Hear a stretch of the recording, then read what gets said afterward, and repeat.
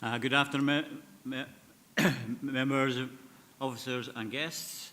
Welcome to the meeting of the Tackling Poverty, Inequalities and Housing Subcommittee of Thursday the 30th of January.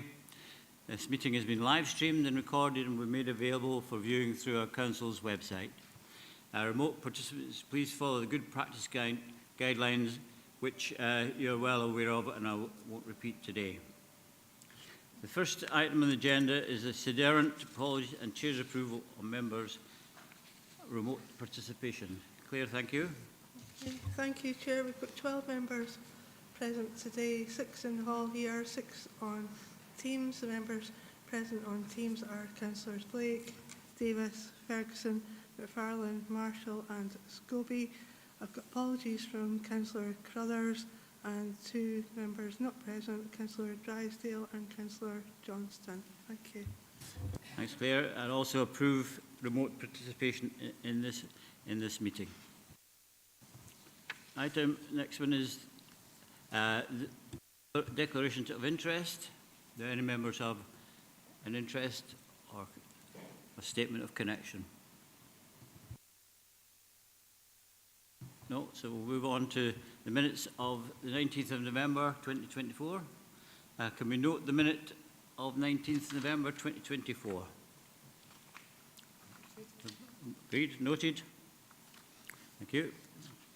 On to item 4, the Fleece and Galloway Emergency Energy Payment Assistance Programme report by the Head of Thriving Communities.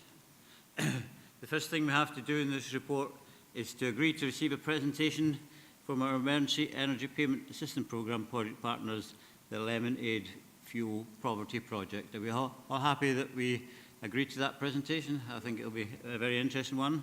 And I'll pass across to Mark, who's going to introduce our guest. Thanks, Chair, and good afternoon, members.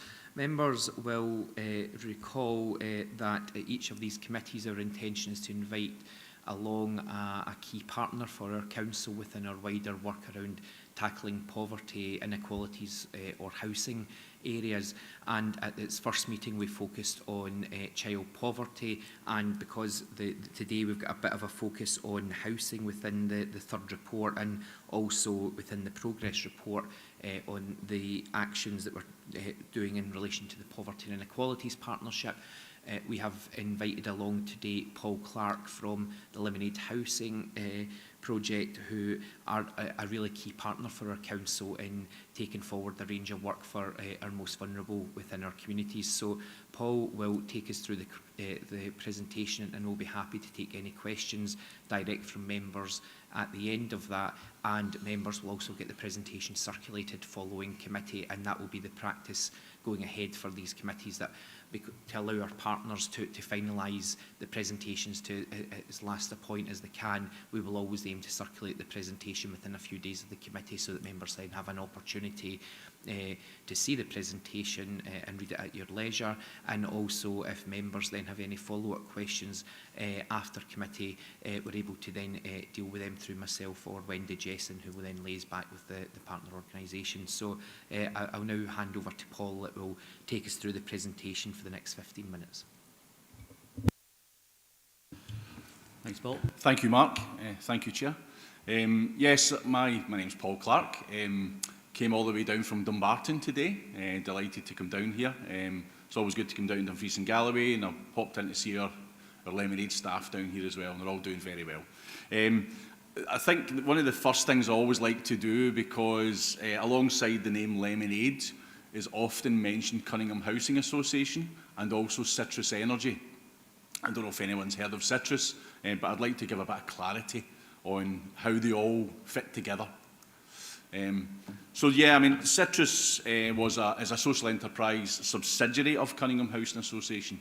So it was myself that approached Frank Sweeney, the former chief exec of Cunningham Housing Association, in 2012, and we established Citrus Energy as a social enterprise subsidiary of the association. Citrus effectively manages Lemonade now. Yes, it's my responsibility to manage the Lemonade teams. But we also provide a service where we help businesses. So effectively we are a social enterprise energy broker for businesses, charities, social enterprises. So we work with over 4,500 businesses across the breadth of the UK, helping them to procure gas, electricity and water prices and provide advice to them on how to reduce their costs effectively. And it all works very well. Lemonade was one of 4 original services within Citrus. So the whole ideology of Citrus as a social enterprise, that the Citrus for Business service would obtain profit, and that profit would then be reinvested in helping people out of fuel poverty. Okay, now obviously that takes time to establish a business, but we're now in a situation where Citrus is in a positive net asset position, so Citrus profit effectively gets reinvested in funding Lemonade. Yeah, so it's a self-sustaining prophecy effectively. But Lemonade was one of 4 original services. We used to have Citrus Void utility management, and Citrus Switch was our own domestic energy switch platform, which gave us access to every domestic energy price in the UK. And unlike switch platform providers, we didn't make any commission from that. So we were always independent and partial. Unfortunately, as the pandemic came along, both Citrus Void Utility Management, which was utilised by about 80 other landlords, and the Citrus Switch fell by the wayside, basically because the pandemic, there was no void allocation, or no allocation of properties. So that's what happened. There's a possibility voids might come back again, and we're looking at that just now. Where we all fit, so Lemonade was part of Citrus. Citrus manages Lemonade just now. We migrated Lemonade to Cunningham round about 2020 because Cunningham's the charitable part, and obviously to access funding for Lemonade, you have to be a charity. Yeah, so that's why Lemonade now sits within Cunningham Housing Association.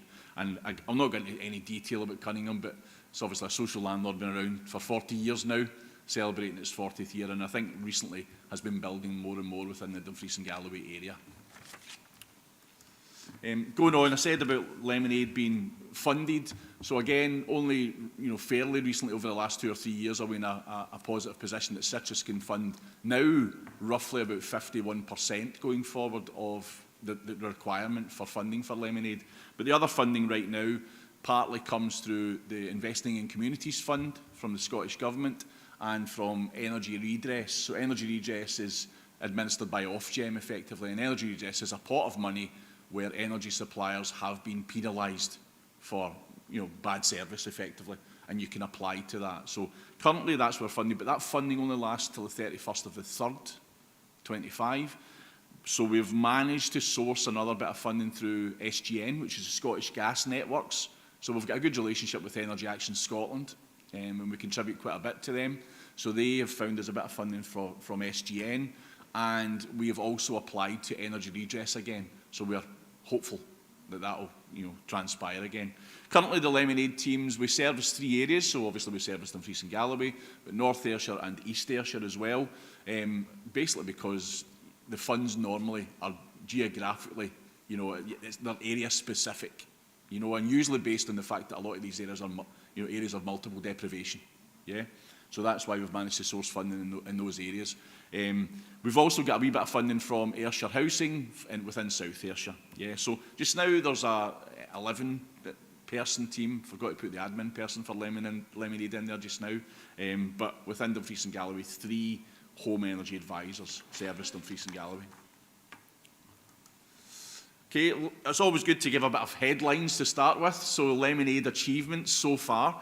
So we've helped over 60,000 people to alleviate, because obviously the fuel poverty strategy of previous governments and various governments have changed the headlines on what they're doing in relation to the fuel poverty strategy. It used to be to eradicate fuel poverty, and now it's to alleviate fuel poverty. So we do our best to help as many people out of the fuel poverty situation as possible. 60,000 since 2013. And in relation to, again, a headline figure, we've reduced fuel debt by over £5.5 million along the way. Lemonade, as I've said, has been funded a variety of ways from other funders as well. So again, it's a bit of a full-time job to try and find funders a lot of the time. But we've had funding through the Big Lottery, European Social Fund, but mainly Scottish Government and Energy Redress. And as I said about Citrus now, kind of been self-sustaining or helping to self-sustain Lemonade. Lemonade's created meaningful and sustainable employment for over 150 people. A lot of them then go on to potentially work within housing or to work with energy suppliers. Yeah, but our turnover's been really excellent for the last 5 years, and we've not lost any staff members, yeah, which is good. So the environment's good, and the people we've got are very conscientious and good at what they do. All staff are provided a City and Guilds Energy Awareness qualification, and usually that's either through Energy Action Scotland or people like the WISE Group that provide that kind of training. Obviously, Lemonade is also integral to citrus success. So citrus success in helping businesses. Businesses use citrus quite simply because they know where the profit's going. It's going to help people out of fuel poverty. So from a PR perspective, it's also very good for citrus. Yes, businesses like the kind of corporate and social responsibility aspect of utilising citrus as opposed to another broker. Most recent, we've carried out things like social return and investment surveys over the years because we want to see exactly what it is we are doing for people on the ground. How does it really impact, socially, the service we provide to them? The most recent IBP survey came back with a 95% satisfaction rate. And also what I think is crucial, we sent out 3,000 texts. And usually when we sent out texts for a survey, the response is quite minimal. We got, within 48 hours, 425 responses. So I think, for me, that's an endorsement that these people were quite delighted to tell someone about the Lemonade service or the service they've received from Lemonade.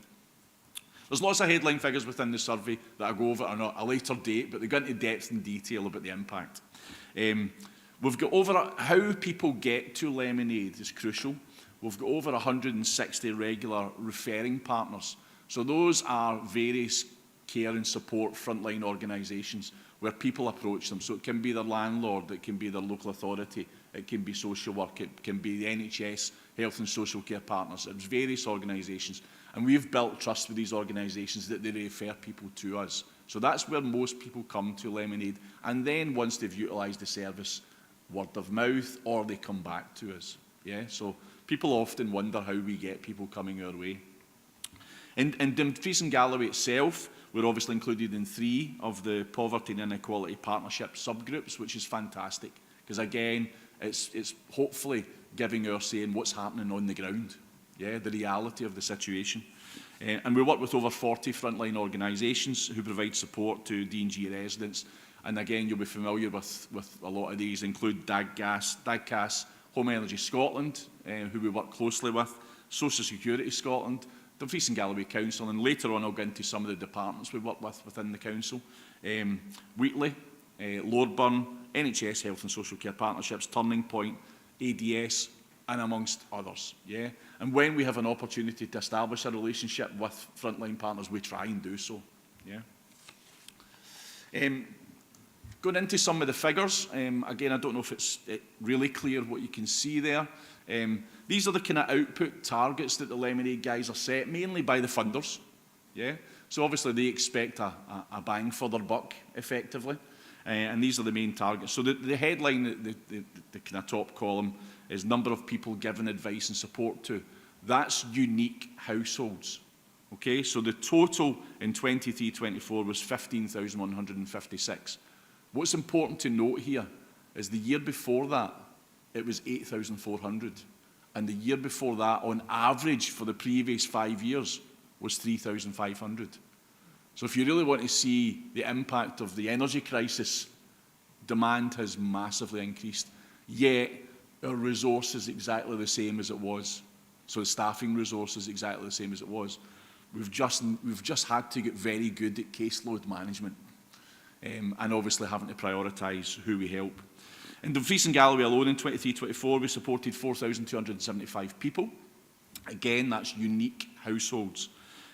We helped 347 of those who had self-disconnected their energy supply to reconnect. So self-disconnect basically is when you can't afford to top up, so you go without. Right? That's the summation of it. And it's an ever-increasing problem, quite simply because there's an ever-increasing amount of pay-as-you-go or smart pay-as-you-go metering. Okay? So people don't have any options but to top up to receive power or heating. Yeah? And that has to be our priority right now, because people can't be left sitting in cold, damp homes. Yeah? We've helped, again, with great help from the Energy Assistance Programme through Dumfries and Galloway, we've helped people in 23-24, 1,539 people access fuel voucher support. So by and large, that was £49 fuel voucher credit for their meter, yeah?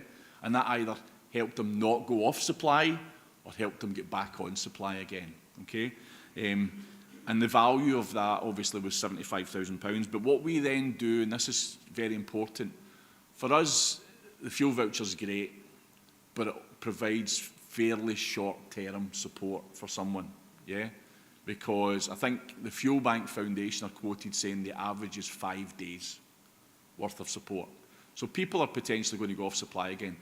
The crux there is they've usually got fuel debt sitting on their meter, and the reclaim amount that's set by suppliers if they don't change it is 75% of every top-up.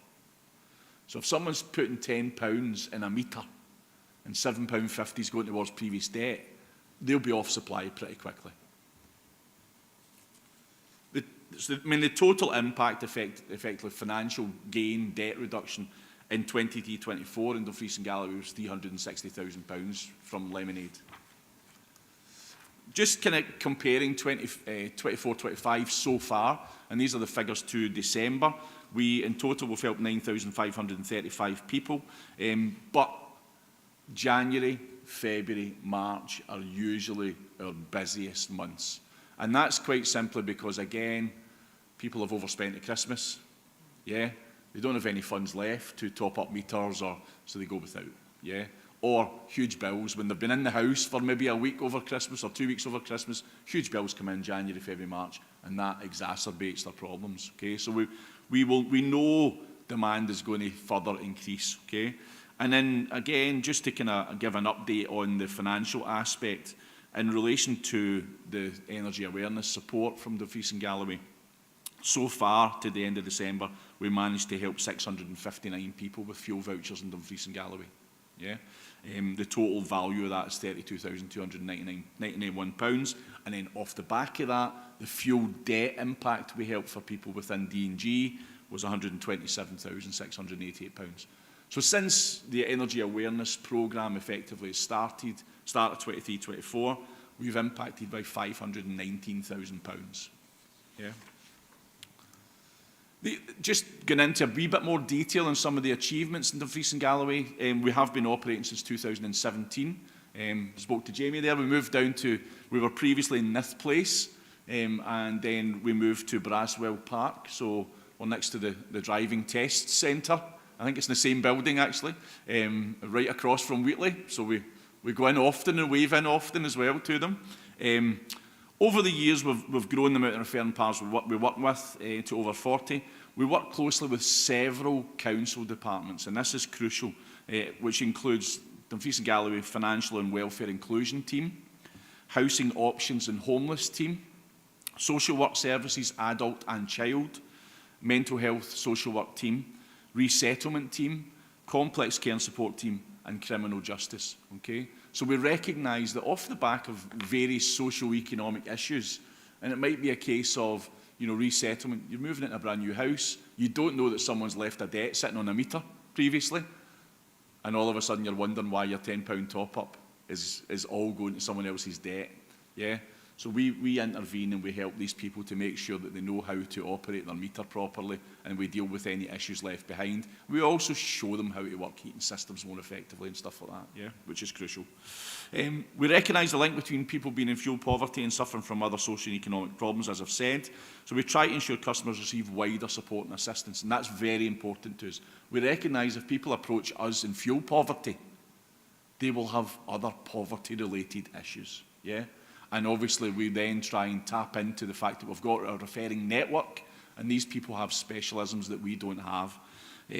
One of the big ones just now is referring into NHS health and social care partnerships, because there's a massive link between people living in a cold home and you know, health-related conditions being exacerbated. Yeah, you know, and that can be as basic as, you know, the heating's on, so my respiratory condition is not as bad as it was before.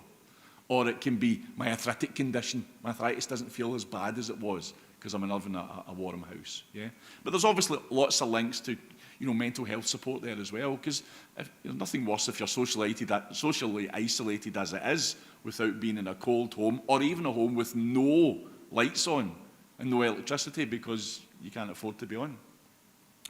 For 4 years now, D&G Council have provided the emergency energy assistance, and I think I've kind of gone over a bit of that, but I'll get into a bit more detail of how else we operate within the Dumfries and Galloway area. So this comes from the staff within. I don't know if you can see all of that, but I'll just kind of read this verbatim because it comes directly from the frontline guys. Yeah. So what they say is, we work closely with D&G Council's social welfare team, who direct people to us who are refused crisis loan. Yeah. We also get invited to some of their team meetings, which we always appreciate and try to attend. For us, partnership working is about building relationships with frontline organisations as well, so they trust us. They know who they're referring people to. We've worked closely with the resettlement team within the council, helping to ease the difficult move for these families. We provide them with vouchers, fuel debt support, and advice on how the energy system works in this country, because it can be very, very different. Yeah. We take part in any events or workshops that we're invited to throughout D&G, and most recently had stalls in the council's winter warmer events. Unfortunately, there was a guy done an introduction video for that. I don't know if you've seen it. Yeah. Me. Don't know how it went down. But yeah, so the winter warm events are always great events. They're good for not only for the public, but also for networking to try and establish new partners as well. And it keeps us up to date with what partners are doing and new things that are happening in the ever-changing world of the welfare benefit system. Yeah. We attend the Home Energy Scotland roadshows. So people often ask, what's the difference between ourselves and Home Energy Scotland? Home Energy Scotland have some energy carers, but not many, and they suffer with volume of having to deal with that. The majority of Home Energy Scotland work is about the building and ensuring that people have a building that is fit for Scotland, effectively. It's warmer, yeah? So Home Energy Scotland, that's a really good partnership, because we deal with potentially the people first stuff and then pass it across to Home Energy Scotland to ensure they get a comprehensive service there. We also go around the local food banks to spread awareness of our service, some of which are Kate's Kitchen in Annan, and their pop-up days in Lockerbie and Langham, Castle Douglas Food Larder, Lochside Community Centre, Summerhill Community Centre, to name but a few. Again, dead important for our guys to be where people are that need our support. And again, there's nothing worse. We hear often from food banks that they can't give people specific food because they can't cook it.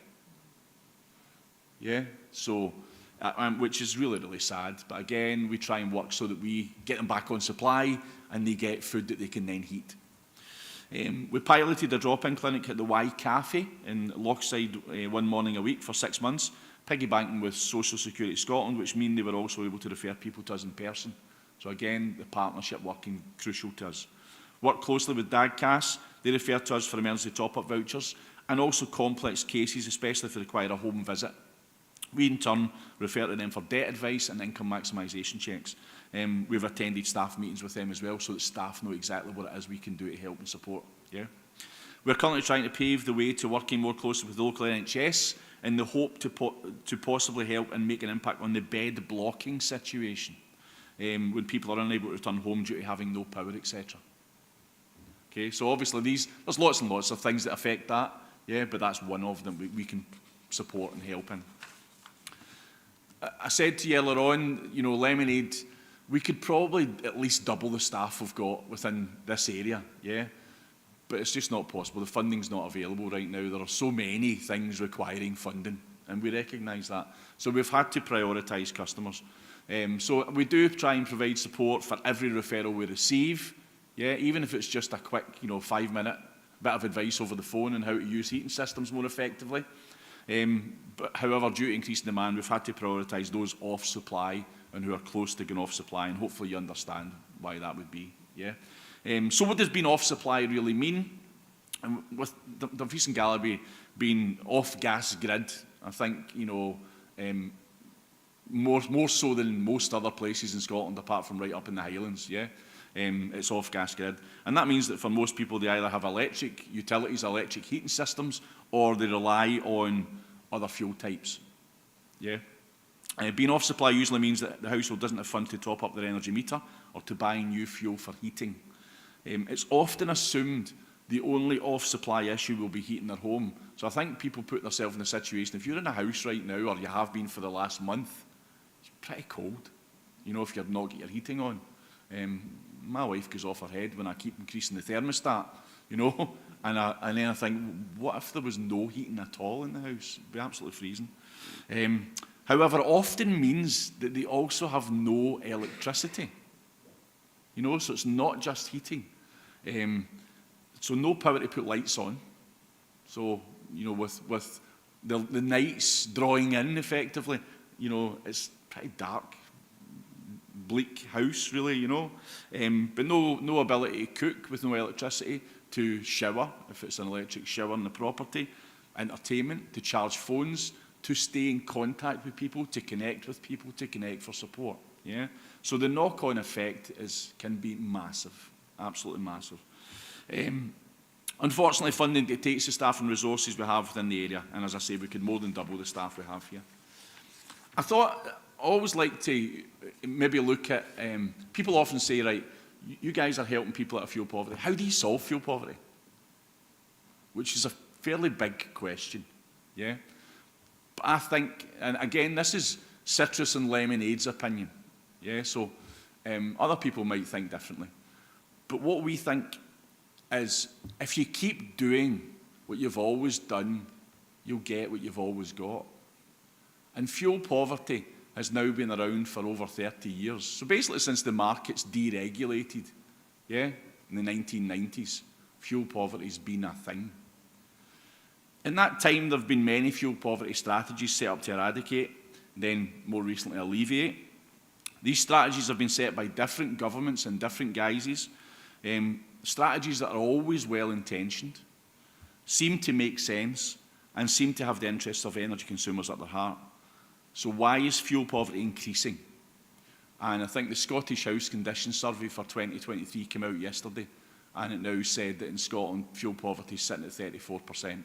And I know in Dumfries and Galloway, last year it was, the Scotland-wide was 31%, Dumfries and Galloway was about 34%, it was higher. So I have no doubt, again, it will be above 34% of people classed as being in fuel poverty in Dumfries and Galloway.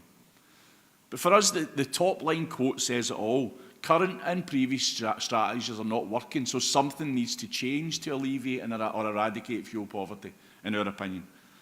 Lots of money is invested in I would suggest, a fabric-first approach.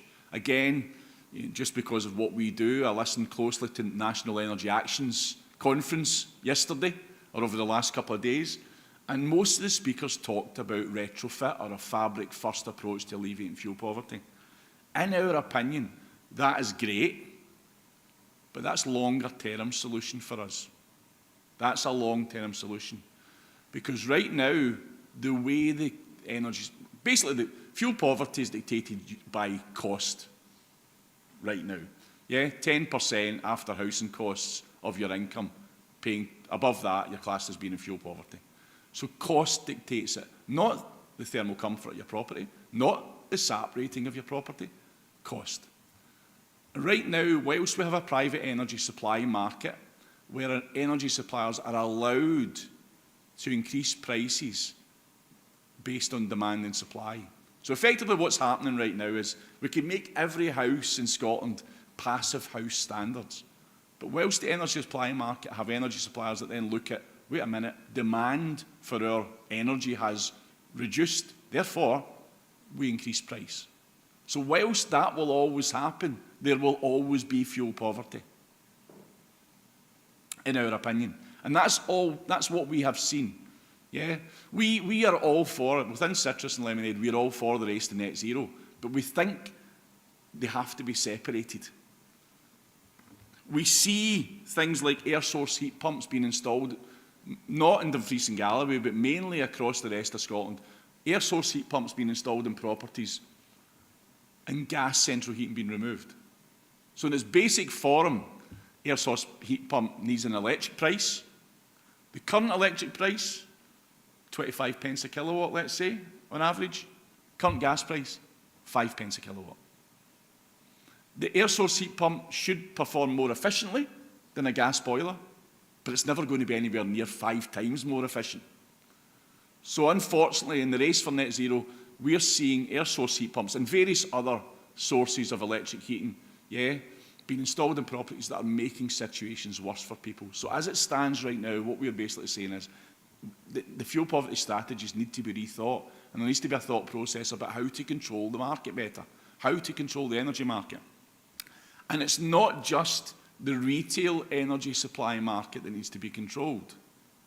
It's the generation market. So I'll go on to talk about wholesale price, and I'm going to, the next 2 slides compare the wholesale price of gas in 2021 compared with the wholesale price in 2024. Obviously, in between, there's been a huge energy crisis, caused by various factors. But for us, the major issue in prices is the fact that in the UK, the default wholesale price is always the highest form of generation. I don't know if people are aware of that. Gas is the highest cost of generating, so that's the default wholesale. So gas today, the wholesale price might be £100 per megawatt, and yet renewable turbines are generating at £15 a megawatt. That's a major issue for me. So the next 2 slides show that. Again, very hard to see, apologies for that. But basically, the graphic shows that in April 2021, the wholesale price of gas was around £60 per megawatt. And as I say, crucially, gas generation sets the wholesale price in the UK because it's the highest cost of generation. If we look at the next slide, this shows after the energy crisis, and it shows in February 24, the gas wholesale price was £70 per megawatt. I don't know what the percentage difference is there between £60 and £70, but the reality is this: in 2021, the retail price of gas, at the same time it had been £60 a megawatt, the retail price on average of gas was £2 per kilowatt hour. The retail price today, or in April this year, at £70 a megawatt, was 5 pence a kilowatt hour. That needs to be contested. That has got to be contested by regulator and government to ensure that the knock-on effect of wholesale prices reducing has got to be passed on to consumers. It's as simple as that. Hopefully that explains that thought process. So in summation, if we are to impact fuel poverty, the UK energy market needs to change. Okay, the wholesale price needs to be set fairly. Local generation should impact local prices. This is another thing. You see lots of turbines in various areas, but it obviously all goes to the grid. And then the wholesale price is set by the highest cost of generation, which is gas. So that, for us, local generation should impact local prices. That would encourage people to be greener, to invest in renewable technology. Retail suppliers need to be held to account in relation to reduced wholesale price impact, and it passed on to their customers. Standing charges should be removed. So we, from a business perspective, there's an energy supplier right now, and I won't name them, but they have removed their standing charge for business customers, and they are inundated. Because businesses then know that they can make a real impact. If they actually reduce their consumption, they're reducing their cost. It's dead simple. But the standing charges for domestic energy consumers have doubled. So even if I decide I'm going to self-disconnect my energy supply, my arrears balance continues to increase because my standing charge is still charged daily. Which, it's a catastrophe for people. They are never ever going to get out the mire. which is basically why I'm also suggesting, or we're also suggesting, the debt in the UK is touching £4 billion. The energy debt's touching £4 billion. Energy supply profits are still huge. Energy suppliers will need to, in our opinion, remove some of that debt. They cannot leave that hanging over people who will never be able to afford to reduce it. So that's also a massive issue.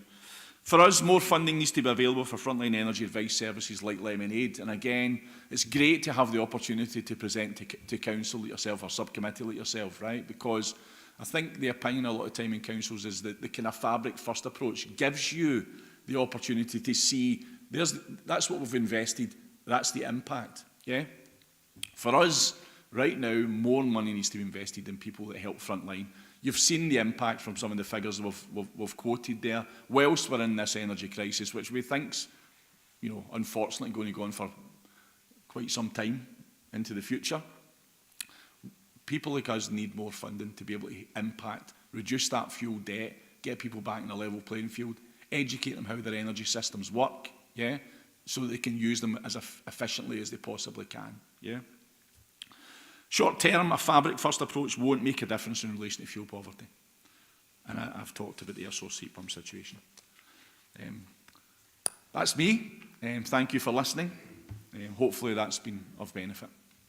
Any questions? Thanks, Paul, for that. It's very thought-provoking, especially about the market and how it works and how not to the advantage of customers, especially people on low incomes. And yeah, the recent storm obviously shows them.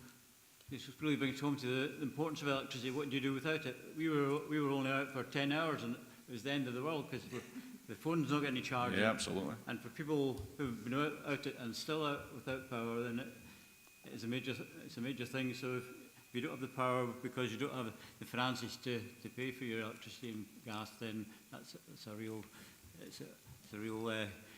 thing which affects people very badly. So I'll open that up to questions for Emily, who would like to. Councillor Scobie. Yeah, Chair, I think it's been an excellent presentation from Paul. There are a number of huge challenges within this presentation. I think we maybe could come to some of them in the recommendations that we're putting before the committee today. But when you look at the report and 4.9, that Paul touched on it and the figures up to 2019 from the Housing Conditions Survey was that we were well above the 37%, or that was the figure being quoted. He's now predicting that figure may have increased, which is a horrendous figure and quite frightening. When you think about that, that's more than 1 in 3 living, as is described here, at 26,300 households. That's more than 1 in 3 living in fuel poverty. So it's a huge challenge. And I think, Paul, your organisation is to be congratulated in what you've currently achieved and applauded for it. But would you agree with me, it's only the tip of the iceberg from what these figures that are presented here? And you have said that you're under-resourced, so maybe that's something that we should be looking at, and how do we support, notwithstanding the departments that you've mentioned that do provide for or to give you the advice and where support is needed. And I'm looking at 4.6 there, and you've elaborated even further in terms of the sources that you get your information. Now, a lot of your presentation and what you spoke on was in and around Dumfries, and I have no doubt there are many people living in fuel poverty in that area. But we're away out west in Stranraer, people would expect me to make the pitch. So we've got the Fed Up Cafe, we've got food banks, we've got other sources in Wigton that provides that. So maybe there could be a tie-in there to see how we can improve this. But how do we address, and maybe it's a question of committee, how do we address the whole issue of under-resourced?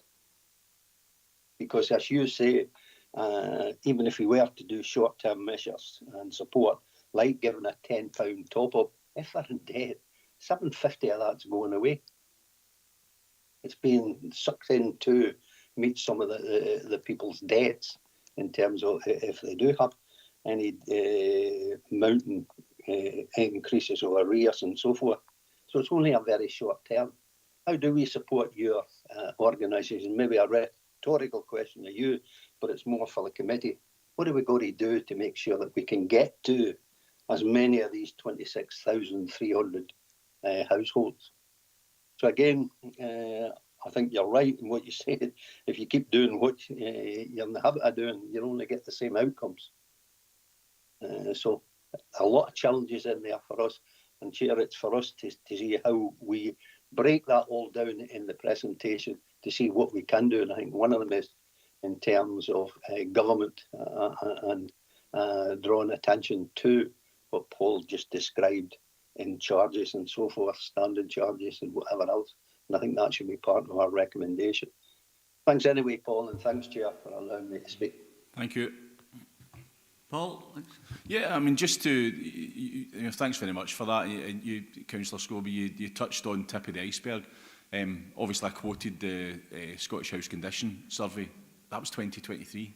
This is 2025. Over the last, year and a half, things have got worse. So if we're in a situation where 34% of Scotland's in fuel poverty, and potentially in Dumfries and Galloway more than that, what is the reality? Because the review was 2023, and prices have increased by at least £600, I think, since then. So it can only get worse. In relation to resource, from our perspective, we can show the impact of funding core staff costs, because our staff then ensure that the impact is greater.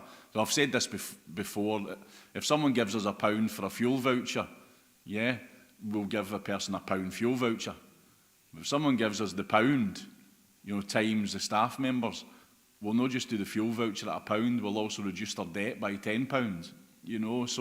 So core staffing costs, but again, we always understand budgets are very, very tight for local authorities, so we're conscious of that. Yeah, but I think we've got to be conscious of what you're saying, Paul, and when we are setting budgets that really focus on the need to try and tackle the poverty, not just in fuel poverty, but food and a wide aspect of that, and no frighten people by saying that we're going to cut our funding source from poverty initiatives, anti-poverty initiatives. Thanks, Paul. Thanks, Councillor Scobie. I've got Councillor Lowe, then Councillor McGregor and Councillor Marshall. Good afternoon, and thank you for an excellent presentation. My question is that are we as councillors able to refer to you direct if we are working with people who have got a debt? The reason I'm asking is I'm aware of a number of people where the metering has been incorrect. So they've been fitted with smart meters, but they're not necessarily working. We're well aware that the input of data is well behind, and yet they're still getting chased. In one case, I have £8,000 debt, and they're paying what they think they should be paying. Yeah. But actually, that's really stressful for people. And some of these companies aren't just laying off and giving the metering companies time to catch up. Yeah. But that's a serious problem, and how much support can you give to those people? I mean, that fundamentally is our day-to-day customers that come our way, the same situation. First of all, as councillors, yes, you can directly refer to us. We'll ensure that the referral forms, because we have an inbox per area, and what we do is we try and prioritise based on what the referral form says. So if the referral form says that someone's off supply, etc., so I'll provide those electronic referral forms. Yeah. In relation to the problem with smart metering, that and also the switch off. I don't know if you've heard of the RTS switch that's going to be switched off in June. Areas like rural areas don't have signals.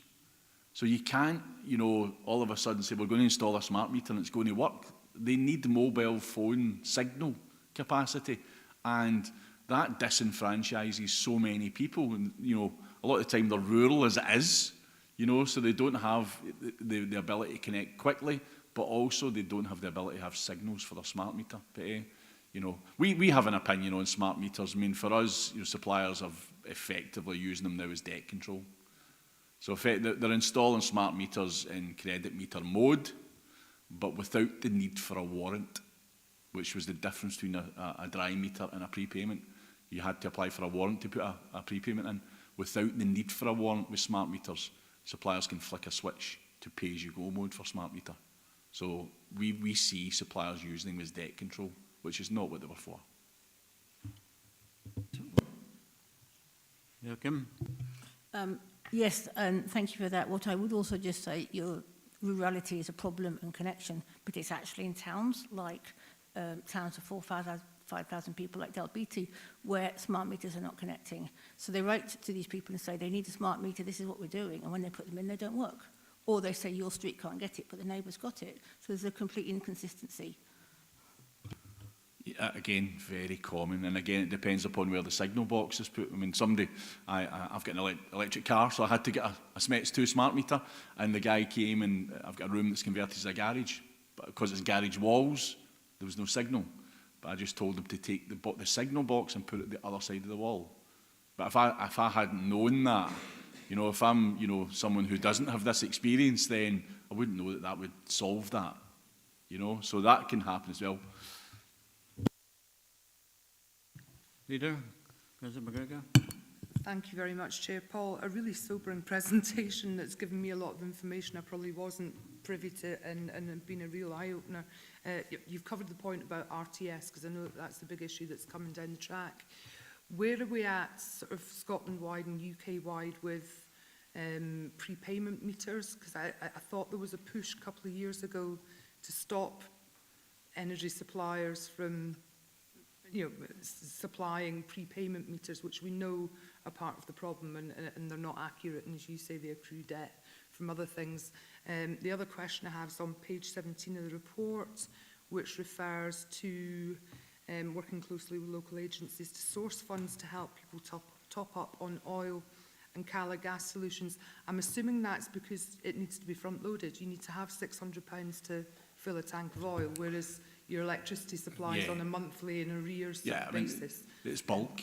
You need to buy in bulk for lots of these, lots of these other heating solutions, and that's very tough for an individual to be able to buy in bulk, There are, Fuel Bank Foundation, etc., do give funds, to help people do that. So we try and source that for individuals, In relation to prepayment, what was stopped for a while was the forced installation of prepayment meters. Right, so forced installation was stopped. However, we're just installing a smart meter and changing it to pay-as-you-go mode. So again, I've almost been thrown out of Energy Action Scotland conferences for saying smart meters are the Trojan horse of our time. I don't know if that statement will live with me forever, but that the prepayment forced installation, that kind of stopped 4 or 5 years ago when the rollout of smart metering was happening. So they're just installing the smart meters and then putting it to pay-as-you-go mode, which is a big issue. No, that's helpful. And strangely enough, our smart meter actually works really well, and I live out in the sticks, so there's no rhyme or reason if you can't get it in Dumfries, but you can get it 3 miles outside Echo-Feck, and those anomalies. And I do wonder, they're talking now about 50% of full fibre broadband having been installed across Scotland. I think that they've just heralded that. But is there a place for us as a committee perhaps to write to the appropriate ministers to ask that this RTS switch is maybe delayed until such times as, because I think it doesn't take cognizance of, it maybe works in proper urban areas, central belt, but Dumfries and Galloway, we're going to have anomalies left, right and centre. Well, the RTS switch has been delayed and delayed and delayed. And it's BBC that are switching off their signal. That's what's causing this. So it might sound mad, but it's the BBC switching off effectively an analogue signal, right, that causes the RTS to stop. What will happen then, if people can't get a smart meter, they'll effectively pay the highest price. So the day rate effectively will be the default. And Ofgem have basically said it's up to the supplier to sort it. But again, you're asking an energy supplier that, it would cost them a lot of money potentially to sort it. So they might not. I don't know what pressure we put on them to do that. But, I mean, RTS is huge. It's 800,000 people in the UK that are going to have their signal cut, so therefore they can't tap into cheap rate, effectively. Thank you. Councillor Marshall. Yeah, thanks, Chair.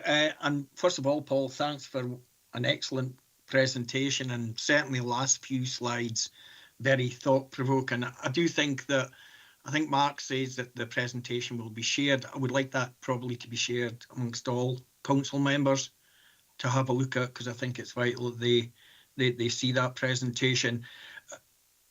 Obviously, Citrus and Lemonade, it's a fantastic organisation. I'm a little bit more interested in going forward. How secure is Citrus? How self-sustaining is it going forward? I'm a little bit interested in what your typical customer base is, what the size of companies that are actually using that service, and in relation to Lemonade, whether or not, obviously, because the profits go towards, or part profits go towards Lemonade, how secure that is with it being under Cunningham Housing Association. I can remember it's about 8-9 years ago, 10 years ago, I was involved with some of the councillors that managed to get Cunningham and persuaded an RSL that normally operated only in North Ayrshire, and it's came into Dumfries and Galloway, and it's probably one of, or if not the largest builder of affordable housing at the moment in Dumfries and Galloway. And am I right in saying that probably the reason why we have Lemonade, which is providing a vital kind of service, or a number of services to people under fuel poverty, it probably wouldn't operate in Dumfries and Galloway if it wasn't for Cunningham Housing. And finally, it's just how can we support that more as a council, or is that other RSLs, do they help support these kind of advice centres, or is that a problem because it's Cunningham Housing that Lemonade sits under? Sorry, I've got a lot of points, but I found the presentation fascinating. I think initially, in relation to the sustainability of Citrus is pretty much standalone. Citrus contributes to Cunningham Housing Association in the form of rent and central service charges, etc., etc. Citrus this year we will probably attain just over £200,000 profit for this year, and we ring-fenced £150,000 profit from last year. So the ring-fencing of that then goes to Lemonade. Yeah. Next year, again, it's anticipated. The way it works in relation to how Citrus attains income, if we help a business, the energy supplier pays a commission. So that commission is spread over the contract length of the business's contract that they sign for. So we know what our future income is. So we know we've got 1.4 million of future income over the next 3 years. So the sustainability of Citrus is pretty good. Yeah, Lemonade, for me, I don't know if there's a benefit now in being part of Cunningham Housing Association because of the simple fact that there's less funders willing to lend to RSLs who have a very high turnover, have reserves, etc. So it might be, and what we're doing just now is a thing with CEIS, Community Enterprise in Scotland. So Community Enterprise in Scotland are going to look at the corporate governance of Lemonade and Citrus and find out how we best sit going forward. And it could be a case of Lemonade sets up as its own charitable organisation, therefore it'll be able to tap into more funding. Yeah. So these are all things that we are very conscious of and we are looking at just now. Trying to think what else your question was. Yeah, just because Citrus kind of sits under Cunningham, Lemonade sits under Cunningham Housing, but you've kind of explained that now. Probably the way for Lemonade to go now would be to kind of probably be an independent charity, but probably the reason why Lemonade has been here for a number of years is because of the presence of Cunningham Housing, I would suggest, if that's correct. Yeah, I would suggest that we decided to, we've always look at trying to advance the Lemonade service, but it's usually determined by where we can get funding, you know, so a lot of the time it's about making sure there's a link there. So when we're applying to funders, we could have suggested in 2017 that there was a demand for services within Dumfries and Galloway because of the rurality, because off-gas grid, etc. I don't know necessarily if it was a total because Cunningham were coming in. We've looked at South Ayrshire as well, and there's a variety of reasons we've not gone forward there. But we'll expand where we can, yeah, when funding's around. Hopefully Brilliant, thanks, Paul. Okay, thanks, Councillor Marshall. Yeah, you gave us a very good presentation there, and finding a future solution that's not just a year to year, but to find a programme and a schedule which will deliver, will end fuel poverty. So you come up with a list of things. How do we support you in getting that into effect? How do we ensure there's a better future? I mean, obviously, our voice, we are heard. I mean, I was recently asked to attend the COVID-19 inquiry in relation to the Scottish Government. So we've been involved in lots of Scottish Government papers in the past, but it's about the voice. What you guys can give us is that voice to say, you know, as a council, we potentially are looking at the strategy. And as a council, we are not necessarily sure that the strategy is making an impact. Yeah? Okay, and it's that voice that we're just a small organisation. I'm just one guy, you know, so that would really, really help and support us. Yeah, perhaps we can capture it then that we use our voice to promote your ideas. Councillor Jimison? Yeah, thanks, Chair. Sean and yourself have covered one of my queries, the long-term sustainability of your operation. It's clearly very demonstrably effective. I wish it wasn't needed, but it is. One thing I would touch on is I'm really impressed by your staff retention and that long-term security of your staff. It must impact on them looking to the future if you don't have sustainable funding. I'm also impressed the fact that you train them. I think that's excellent.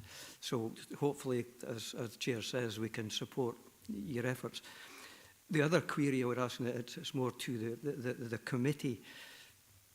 Sorry to go back in time, but I worked for NFU Scotland and we spent 10 years on asymmetric pricing. Prices go up quick.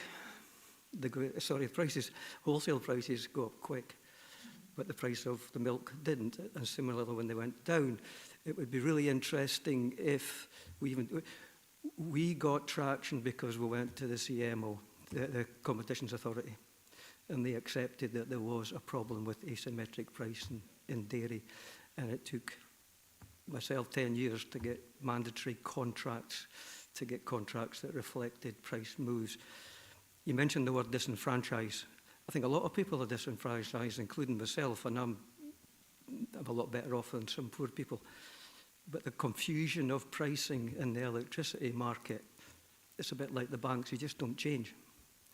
So these are the things that I think we could touch on and ask the authorities to simplify pricing in the market and also look at the competition aspects. The Irish call it co-opetition. They just make it so confusing that folk just pay up.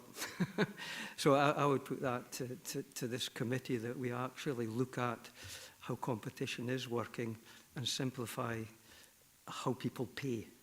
Because if you're even a pensioner or somebody like me that can't be bothered with all that faff, can we be sure that we've got the best option for our personal circumstances? Thank you. Well, Sorry. I think, yeah, I mean, pricing cap, you know, I would suggest the pricing cap, the motivation of Ofgem was less to do with consumers as part of the energy crisis and the fact that 22 energy suppliers had went to the wall. So, I mean, the price cap for me, when you look around the rest of Europe, the annual, equivalent annual price for gas and electricity, there's about £1,000 of a difference, from the UK. So the price cap is massively unaffordable for most people. For any commodity to double in price in the space of a couple of years, that's just not sustainable for anybody at all. You know, so we would question, again, the legitimacy and the motivation of the regulator. You know, you need strong regulation when something like this happens, you know. We don't see it.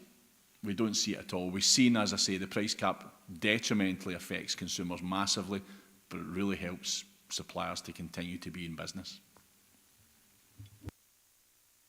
Okay, thanks. Sorry, just a wee follow-up to yourself. You're dealing with people that are struggling with fuel poverty, etc., etc. Would you agree that the pricing mechanisms are awfully confusing for folk to get the best deal? And I'll finish now, but just put back to the committee, should we be asking the authorities to do something about the asymmetric pricing, the confusion in the market, that sort of thing? Yeah, I would absolutely agree. I mean, over the years, even when there was a switch market, I mean, suppliers had at times 20 tariffs each, you know, so you didn't know what was going to be the best or whatever, you know. And then obviously, when energy prices increased, they all seemed to take their shot. We'll increase first and then everybody followed suit. That's not a competitive market. You know, that's not promoting competition whatsoever. So, yeah, it's totally confusing. And it's, for us, it doesn't look as if the future is going to be any better, because smart meters will bring in what they call time of use tariffs. So time of use tariffs will be, yes, you can potentially get a cheaper rate evening, weekend, yeah, overnight, etc., when demand on the grid is lower. But it's confusing as it is. So how does the average individual set their timer or ensure that their utilities are used when it's cheap rate?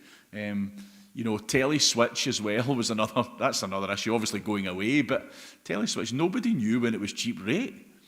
There was no advance notice, so confusion's always been there, and as again, unless a strong government, yeah, and strong regulation, it's going to continue, unfortunately. Thanks. Thanks, Paul. Yeah, before I let Councillor Scobie in, I'll let Wendy come in a second after Councillor Scobie, just to see if she wants in or Mark's got anything else to add. Councillor Scobie? Yeah, I'm quite happy for Wendy to come in if there's something more to add there.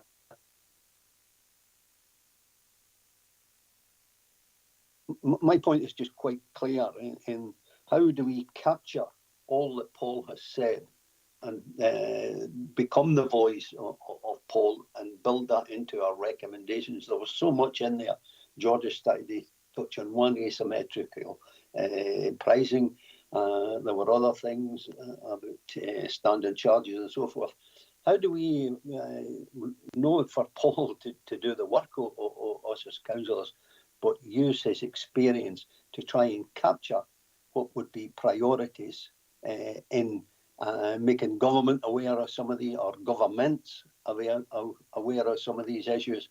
And how do we build that into our recommendation? Because all it says in the recommendation is agree the presentation and then scrutinise the outcomes. But there was so much in Paul's presentation that we should try and capture if he's agreeable to use his expertise in advising us what he would see as priorities for us then to move forward, so that there's an outcome from today. Thanks. We can take that at the end. Thank you. I've got Councillor Stevenson. Thank you, Chair, and thank you, Paul, for a presentation. I'm not too sure if this is completely for you, or maybe it's a conversation for the wider committee, but it's more about educating people on, we talked about asymmetric pricing, but asymmetric information that's held with the energy companies as well. Now, I would say we could do it in schools, but I know plenty of adults my age and older or younger that have no idea how an energy bill works or how to set their tariffs. And it's not really something we're ever taught. You've got to try and find it out yourself. So is there any education programmes that you do that might help and support to give some of that power back to the person that's buying the electricity? Thank you. Yeah, I mean, a big part of the outputs that funders ask us to do are outreach and events, and we do them as often as we can, because obviously for us that reaches more people. And we do have that ethos that if we educate someone on how energy works, they can deal with it themselves. And I mean, that might sound ridiculous, but I mean, we don't have the capacity to continue to help people. So if we do educate them on exactly how their heating system works and how their energy bill looks and how their, their meter works and what the different tariffs are and when to use them, etc. So we do already do outreach sessions and events when we can, and we're quite prepared to continue doing them and doing more and more of them. But again, a lot of the time there are other organisations providing outreach events and talking about energy efficiency completely and only, and then people are kind of being a bit disillusioned, because I say this often, and I'm quite blunt. If someone's sitting with £5,000 of debt, do they really want to turn up at a session and somebody says, "Don't overfill your kettle, put your thermostat down by a degree"? Yes, it's a wee bit of education, but when you've got that debt already, the horse is bolted, Yeah, so yeah, we're very big on educating people, and if we can do more outreach events, then great.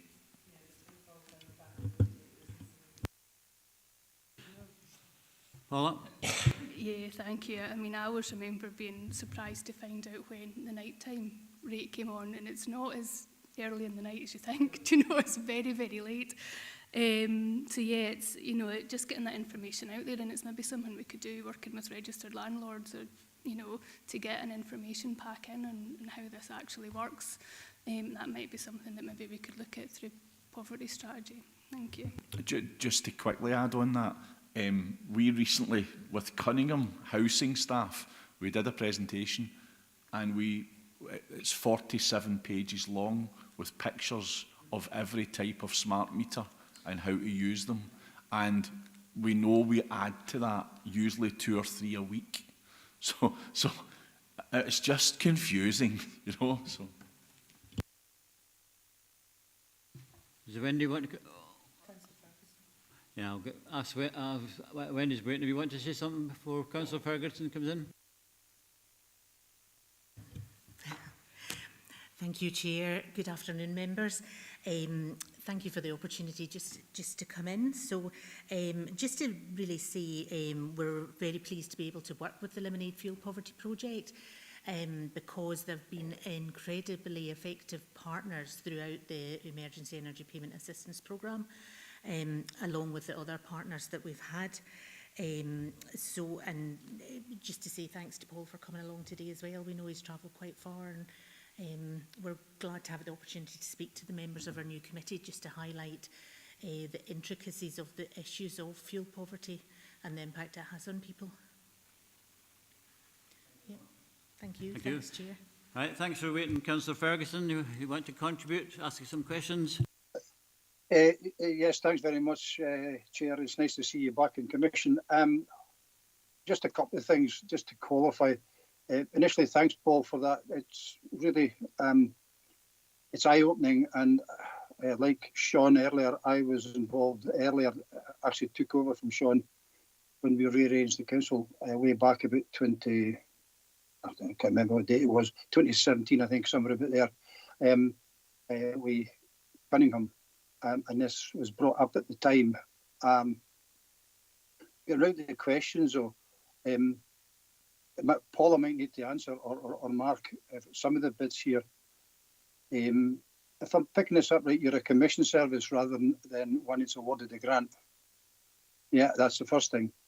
And I think the two things I've taken out of your presentation to do, Paul, that we could potentially do something about, picking up what Willie was talking about earlier, was A, the tariffs need to be simpler, right, so that people can understand them. And the pricing tariff,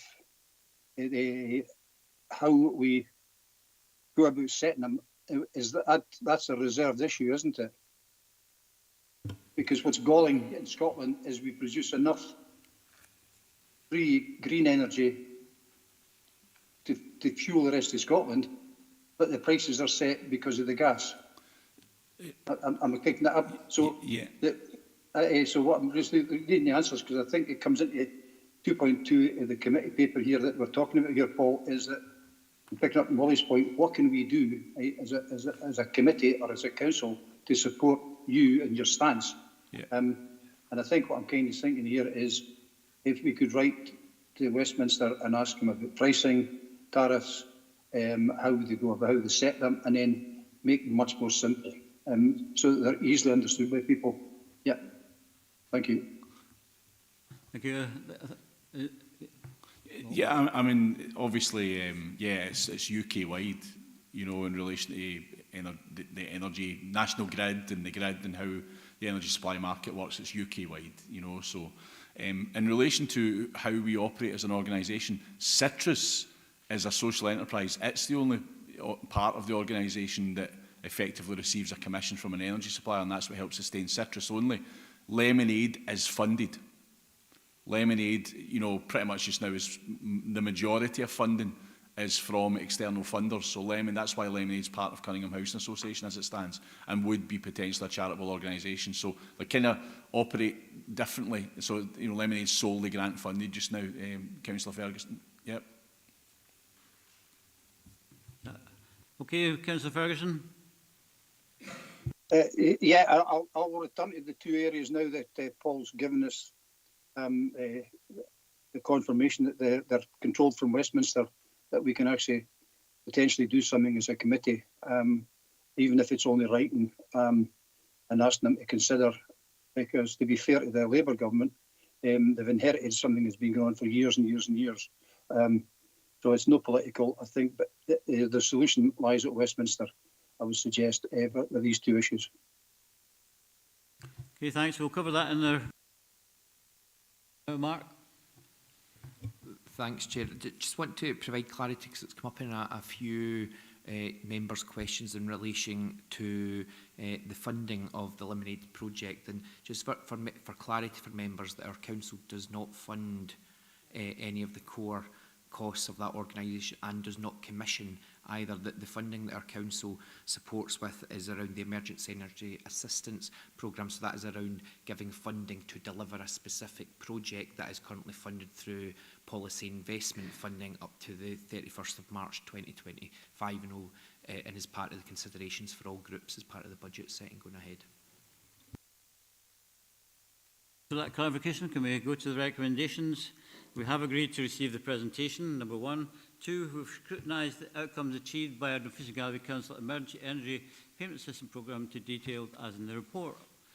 And I think we're minded to have a recommendation 3 that this committee endorses the future plans, Lemonade's future plans, and their way forward to end fuel poverty in its entirety. Can we agree that recommendation? And the suggestion that we write to agencies, UK government, and probably Ofgem as well. Is there anyone else we should be contacting? Yeah, I mean, UK government, Scottish government, Ofgem. Yeah, all parties involved. Yes. So we agree to lobby those, and I'll certainly be pleased to write a letter on behalf of the committee. Yeah, thank you, Chair. Mark Malloy's been studiously capturing all of the different issues that members have asked for, clarification or lobbying to the governments and Ofgem. So if it's acceptable, rather as listing all of those right now for the committee, Mark can draft that up for the Chair's approval on behalf of the committee. I did check with Mark partway through, rather as throwing him under the bus, as it were. So hopefully that would be acceptable. Happy to delegate that to Mark. And just leaves me to thank Paul Clark for his excellent presentation today. We share at least two things in common. We were both sons of the Rock, which means we hail from Dumbarton. Yes. And we spent 5 minutes at the beginning of the meeting sort of lamenting the demise of Dumbarton Football Club, which is... For our sins, yes. Minus points even behind Athletic in the league. The second thing we share, as long as with the rest of the committee and the council members, is a concern about poverty, and especially fuel poverty, as you've presented it. So you go back to Dumbarton with our thanks. Thank you, Chair. Thanks for the opportunity, everyone. Thank you.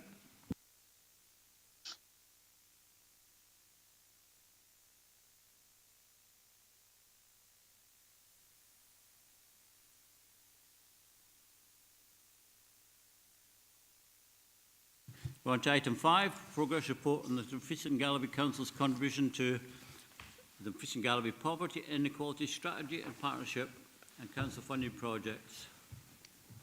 Report by Head of Thriving Communities. This report provides members with an update on the delivery of our council activities that contribute to Dumfries and Galloway Poverty and Inequalities Partnership and Strategy, and Dumfries and Galloway Council funded projects to tackle poverty and inequalities within our region to mitigate the worst effects of the cost of living crisis.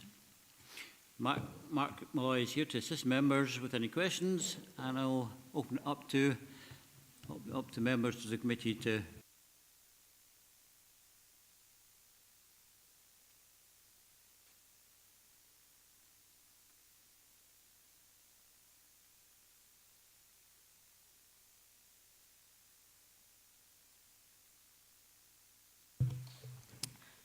Thank you, Chair. So, the item for taxi card schemes had a bit of a conversation about this as to how up-to-date the register is.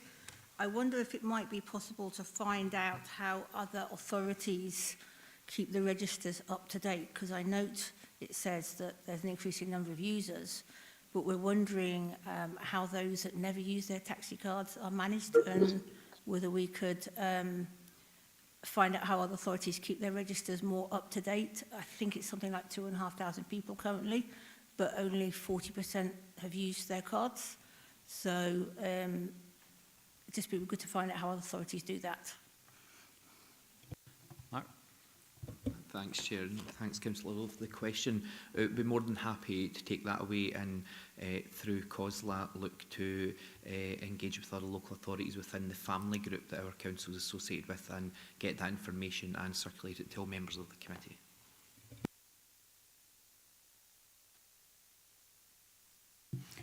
Anybody else wishing to come in? I've got Councillor Scobie. Thanks, Chair, for Dumbarton.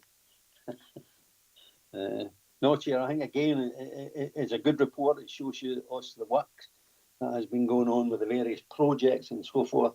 And I'm looking at page 25, just in terms of where we've allocated resources, financial resources to the number of projects there.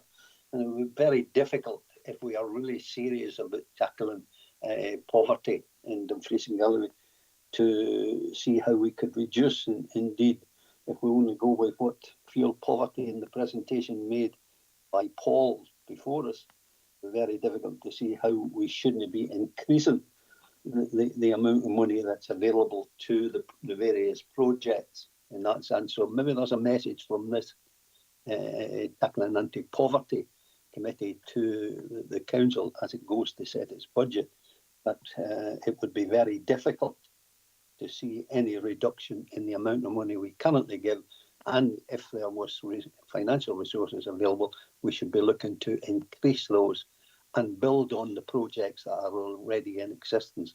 That would be my position, Chair. Yeah. Thank you. Mark? Thanks, Chair, and thanks, Councillor Scobie.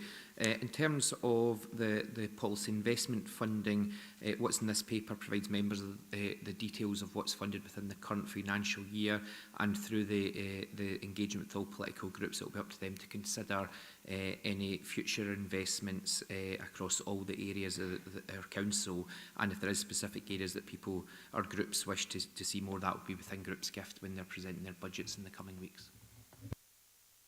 Okay, Councillor Scobie. Yeah, grateful for that, and it's down to each political group to come forward. But I would hope that we could send a message to when we're looking at the recommendations that we wouldn't want to see any cuts, however we word that, to the current budget that's in existence, and indeed looking for maybe an increase in that.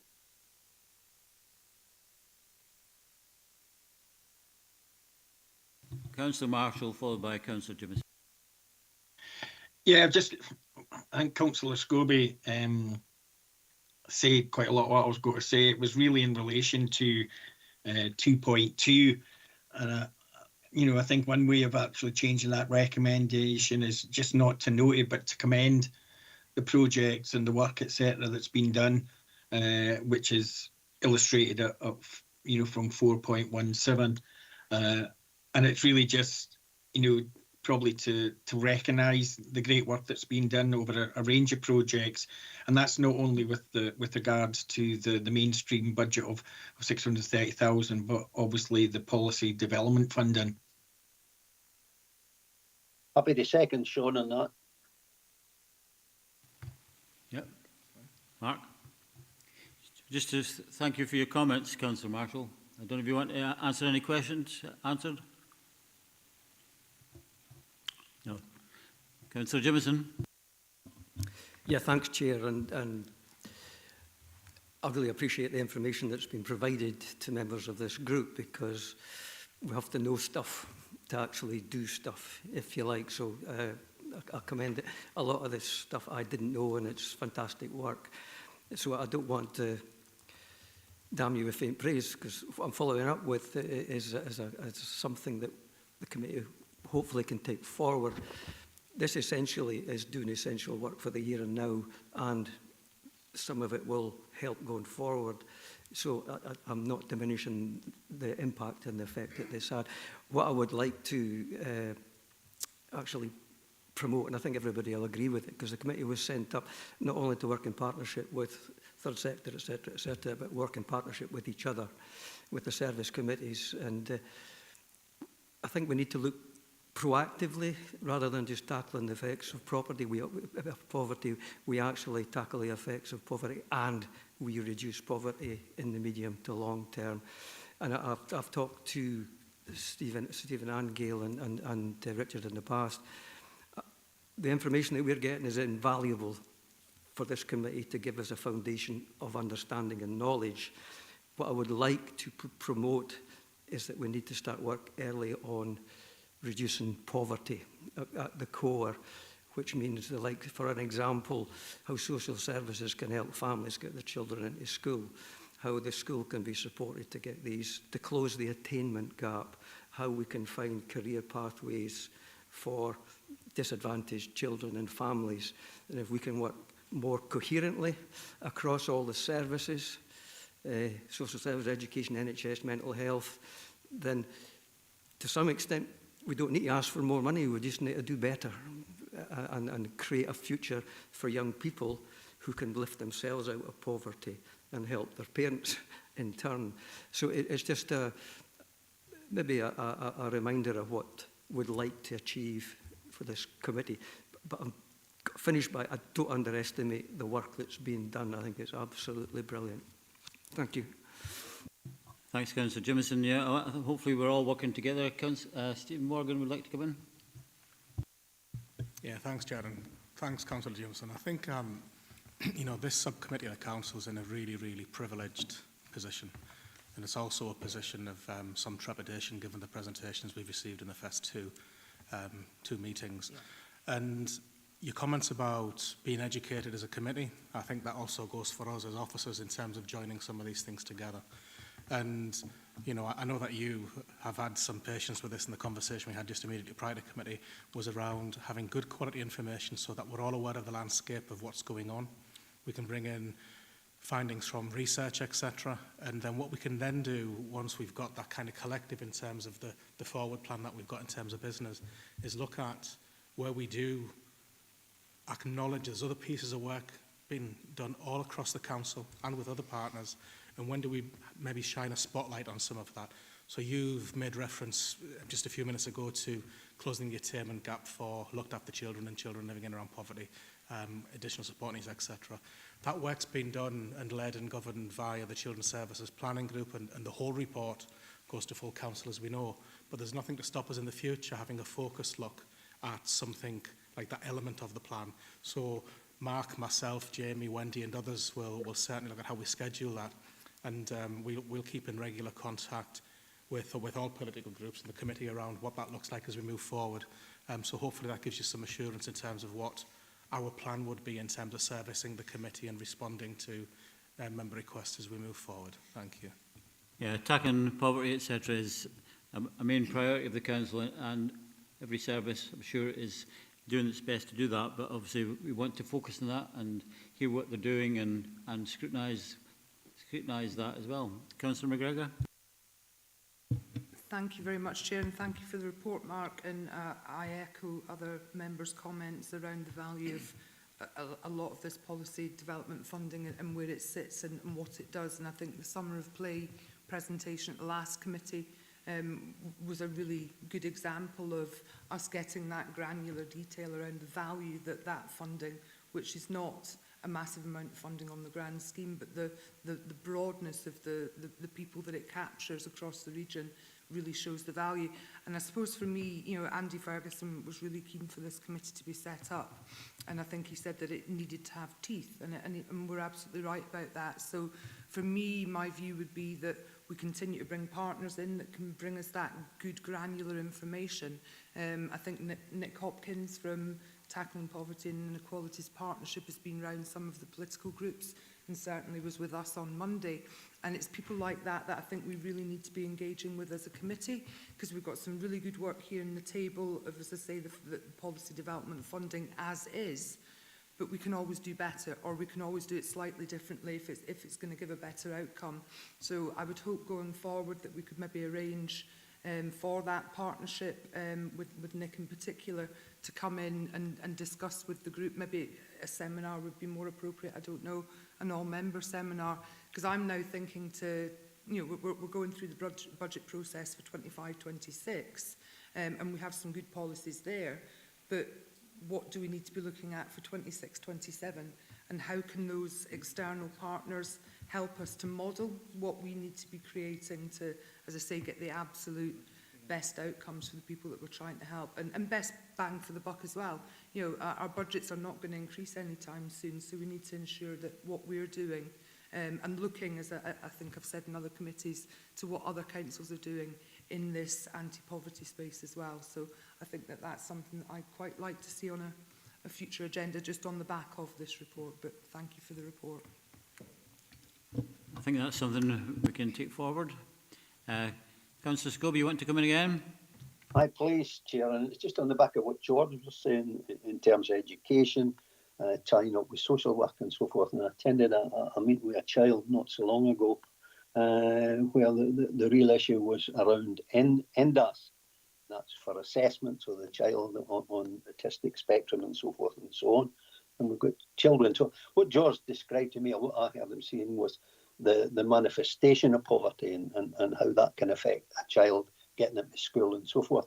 Equally, you know, NDAS, where there's a waiting list for kids of 2 and more years to be assessed. We need to try and work on that as well. So it's bringing in others. So no, an either or. Hence why I was happy to second Sean's wording in terms of recognising and commending the work that is contained in this document as 2-1. But we can also catch what George is saying in terms of that we'd want more departments working together. I think it was on the point made by Paul at the last one. If we keep doing what we've been doing, we'll only get the same outcome. So we maybe need to look at doing things differently and seeing what difference that makes. So it's not an either or. And I think Gail captured that. We should have teeth to see that where there is poverty and the effect of poverty, we should be starting to look to see how we tackle those issues. And I would just put NDAS as one where, and I've raised it in education, I don't know how often, where kids are waiting 2 and more years for assessment. That can't be good for the kid, nor the fact that they'll tend not to be in school as often as they should. Thanks, Chair. What doing, Mark? Thanks, Chair. In terms of across the organisation, like it would provide members with the reassurance that all directorates are actively involved within the Poverty and Inequalities Partnership, and it's for subgroups, and those subgroups have the action plans which are delivering the projects on the ground in different wards across the region, and that's what's reported to members today. And I know we, as officers, we you know, have heard loud and clear about, you know, this committee wanting to see the organisation working across different directorates, you know, to take away from any perceived silo approach to work. But I can provide members with reassurance, you know, that we are in a hugely different position from where we were if we go back 3.5 years ago. Because pre-3.5 years ago, we had our council's anti-poverty strategy that was to be commended and delivering a lot of good work on the ground. But it was only the council, and it didn't involve our partners, and in particular our community groups and our third sector organisations who will know these communities the best, that you know, where they've got their volunteers involved in them, and all those organisations, whether it be from our food sharing networks to our RSLs, are actively participating within these subgroups, and that's what you've got in front of you. You know, is the absolute volume of work happening in this.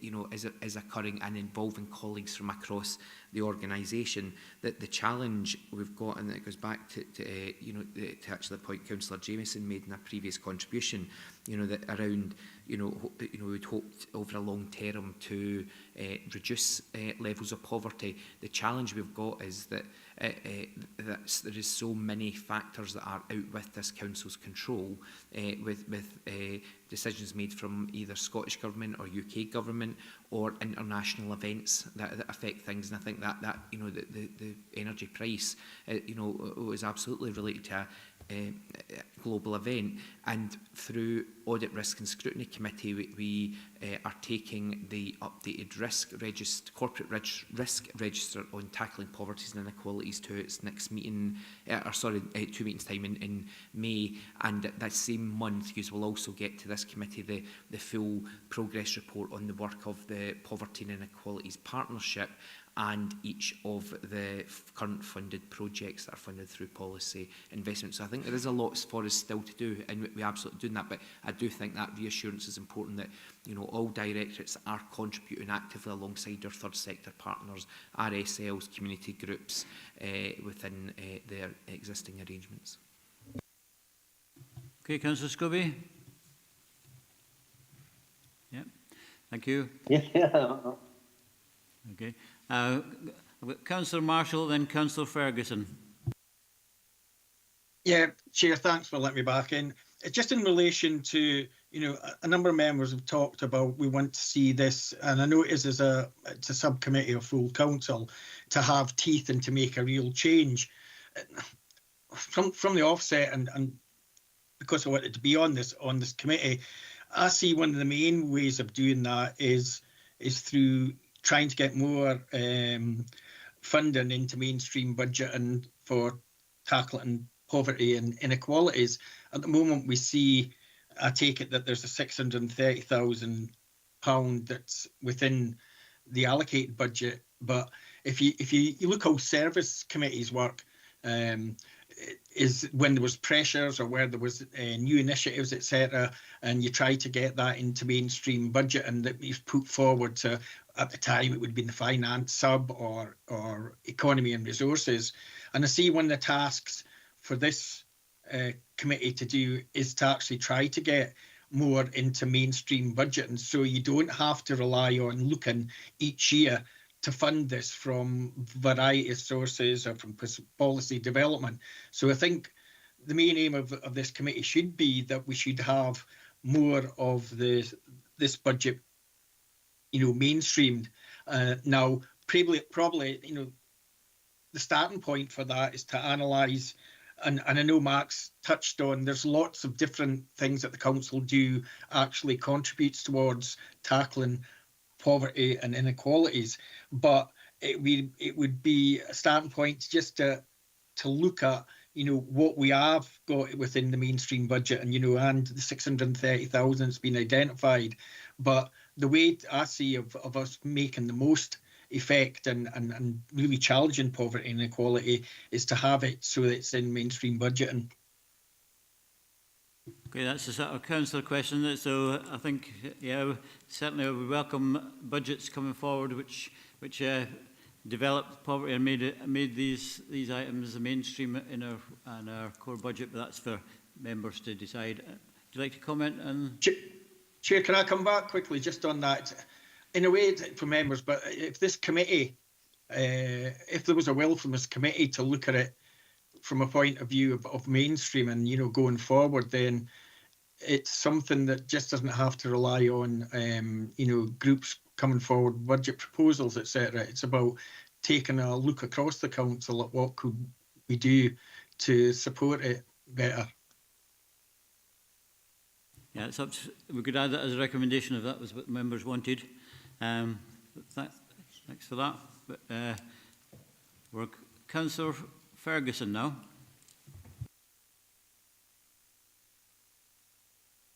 Thanks, Chair. Just picking up on what Sean was saying there, I was actually going to come in with something quite similar.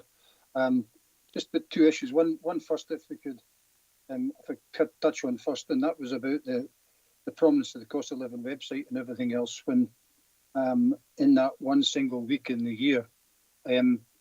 I think there's one thing that we could be reporting back to the centre is that we want to see the cost of living highlighted on the front page of the website at all times, not just in the 1 week of the year,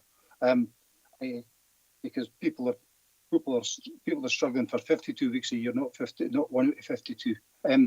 But that's a comment.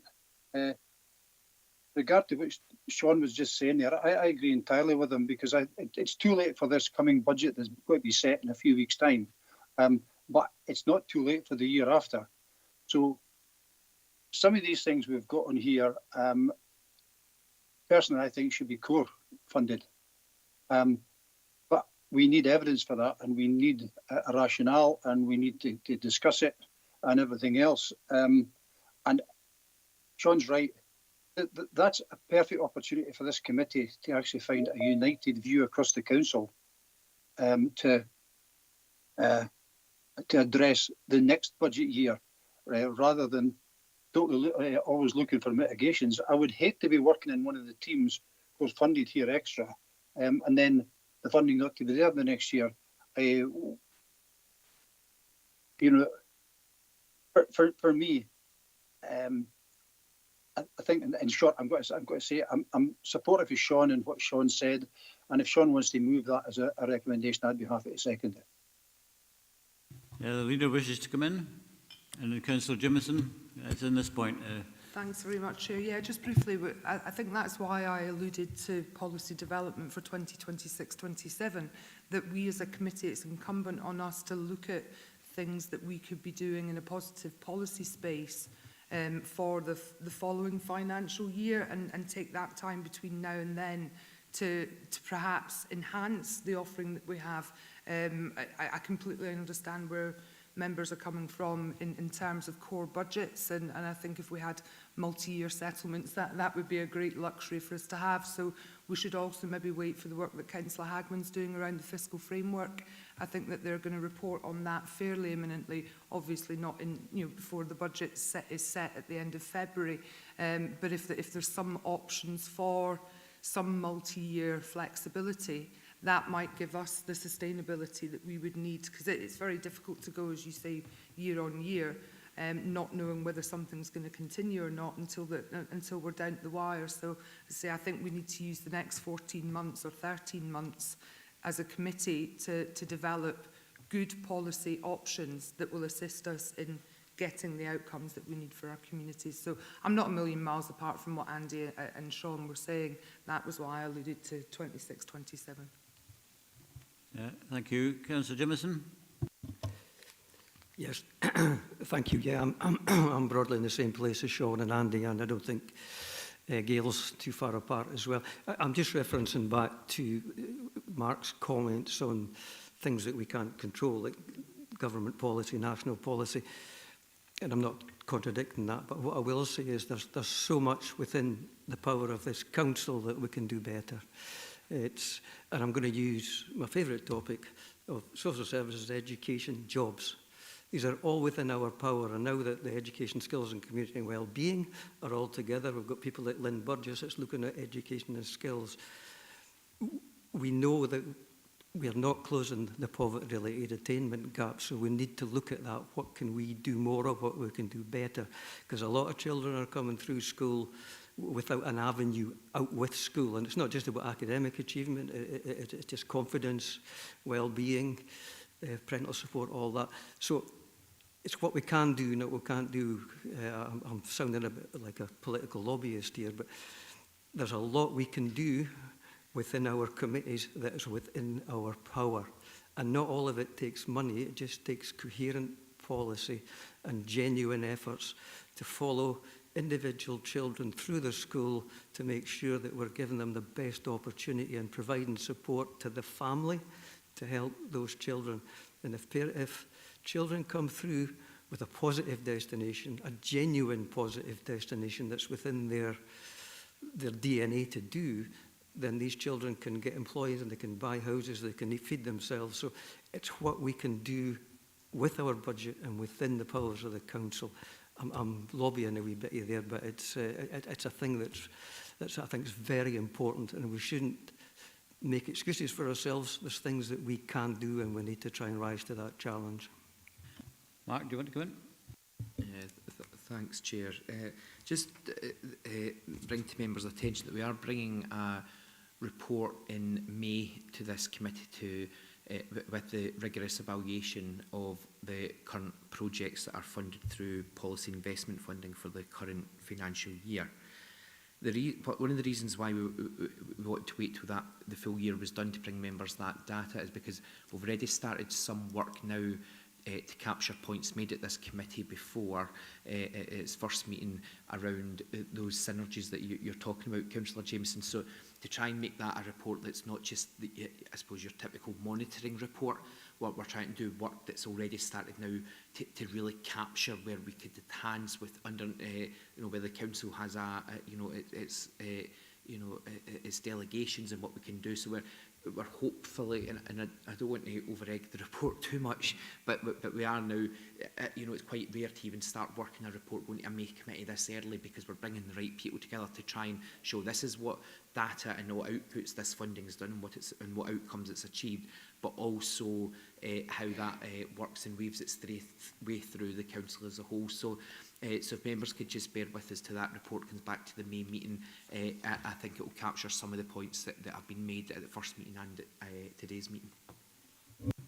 Thank you, and I shall be patient. Okay, Councillor Ferguson wishes to come back.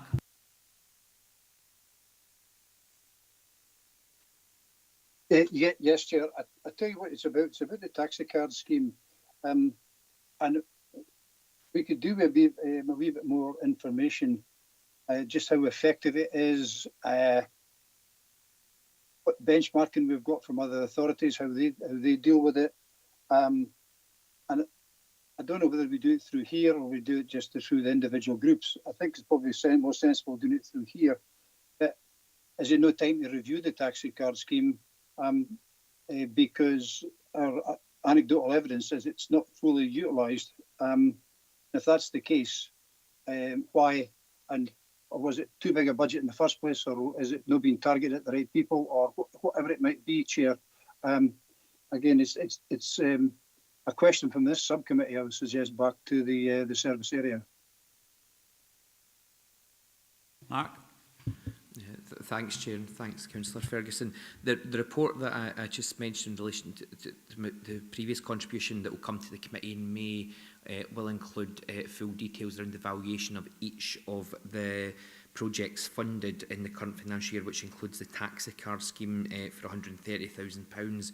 So that information will come back for members' scrutiny at the committee, and based on the request from Councillor Lowe earlier around the benchmarking for other local authorities, will ensure that that's captured and included within the May committee report to let you see how that equivalent scheme in local authorities that do run things and how that operates. So that information will come back then. Going to come back in, Chair? Yeah, come in, Andy. Yeah, thanks very much. Yeah, so it will not be available for this this budget setting process. So, yet again, we're going to have to look at it with historical data rather than current data, and then I suggest it's probably falls into line with what Sean, myself, Gail, and others have said. We should be looking forward to the budget for this budget heading for the next year's budget after that. So thanks very much for clarifying that. Thanks for that. And Councillor Lowe? Thank you for letting me back. I wonder if it would be possible to get an idea of a one-off exercise, spend to save exercise, to review the full current list. So not just as a project, but who's not used their schemes, and right to those who've never used them. And so those that have never used it or can't use it, or maybe moved into nursing homes, whatever, can drop off the list, and we're producing less vouchers and they're getting more targeted. It would be a one-off cost, but it would possibly a spend to save that balances off in future years. Stephen? Yeah, Mark and I having a little fight over who's going to respond there. I think what we can do kind of within service without spending any money is just have a review of that, yeah, Mark, which would be an extension of the work that's already ongoing for the next committee. So we're comfortable with that, Mark? Yeah. Yeah, that was pretty much what I was going to say, so we can do that easily. Capture that? Clear? Okay. Thank you. You happy with that, Councillor Lowe? Yeah. Okay, we'll come to the recommendations, and we're to note the significant contribution of our council to the Dumfries and Galloway Poverty and Inequalities Partnership and Strategy 2021 to 25, as detailed in sections 4.1 to 4.16 Appendix 1. We've noted. And 2, note the projects funded by our council in 2024-25 to mitigate against the worst effects of poverty and inequalities and the continuing cost of living costs, as detailed at 4.17 to 4.25 in Appendix 2, including the evaluation and reporting arrangements. So we're happy to note those. I think there's appetite for a further recommendation, but I think we'll have to be careful what is, because we've got to capture the fact that we want to make policy developments part of the core budget in future years, but we are going subject to proper scrutiny when it comes to committee in the next financial year. So I think if we say that that is the wish of the council, if you could find the right form of words, wish the council. We're going to commend 2.2. Just rather note. Rather, that'll be point 3 that Councillor Marshall wants to come in though. Yeah, after what Mark has said with regards to, I think that's the journey that we're wanting to move towards, and I'm quite happy to wait, but we could put something in as a recommendation going forward, just that, because I think the ultimate aim and objective of this committee is to get increased resources, funding, etc., into tackling poverty and inequality. And that can be done in a variety of ways. It doesn't have to be through policy development funding. It can be about, how different ways of getting it into core budgets. And that could be, a range of things, including reallocation of manpower resources, etc. So I think we need time to kind of look at that. But I think the ultimate aim is to see more resources and funding going into tackling poverty and inequalities. Support increased resources for the committee in the future, and it'll be the work of ongoing during the year. Does that sort of capture it? I'm sure Claire will get a good form of words for that. We've also got action points that we continue to get presentations from our partners and from council services, either in this format at the meeting, which has worked really well today, or perhaps a seminar at a future date. But I'm sure we can work it. There'll be a programme coming forward where we're going to do that, Mark. Yeah, Chair, I think it is previously circulated that at our next meeting we have got the partners from our commission services around representation and engagement, because I think it was important as well that although the poverty side is really important, that the committee's also got the remit for equality and diversity now as well. So that will be a presentation at the next meeting from the 4 partners involved in that, which is Third Sector, Dumfries and Galloway, LGBT+, DG Voice and DG MA. They will be presenting at the next meeting, and then in the May meeting where we're bringing the report and the evaluation of our projects. We're receiving a presentation from Dumfries and Galloway Citizens Advice Service on our money advice and support services. And then in June, we are having a presentation, and I may not have the organisation's name exactly right, but the group of organisations involved in North West Dumfries and the regeneration work there and some of the grassroots projects that they're doing. So we've got a calendar of items that takes us up to summer recess that will mirror the reports which are on the forward plan to come to this committee. So that's good to have a forward plan like that, so we can, yeah. And we've got an action point from Councillor Lowe's point as well, which the Director's got a note of and Claire's got a note of. Okay, happy with those? 2.2. Note and commend is suggested.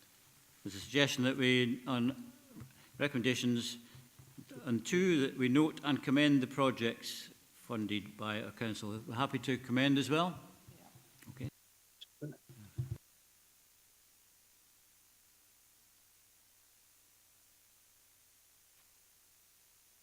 Councillor Scobie, is this for the next item or? No, it's this item. It's just on the back of what Mark just said about his future plan. If you would indulge me, Chair, he's talking there in inequality, and I totally get his organisations that he mentioned there.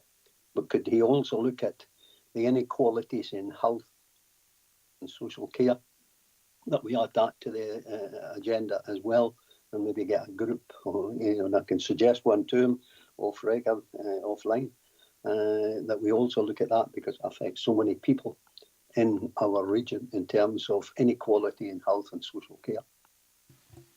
Mark.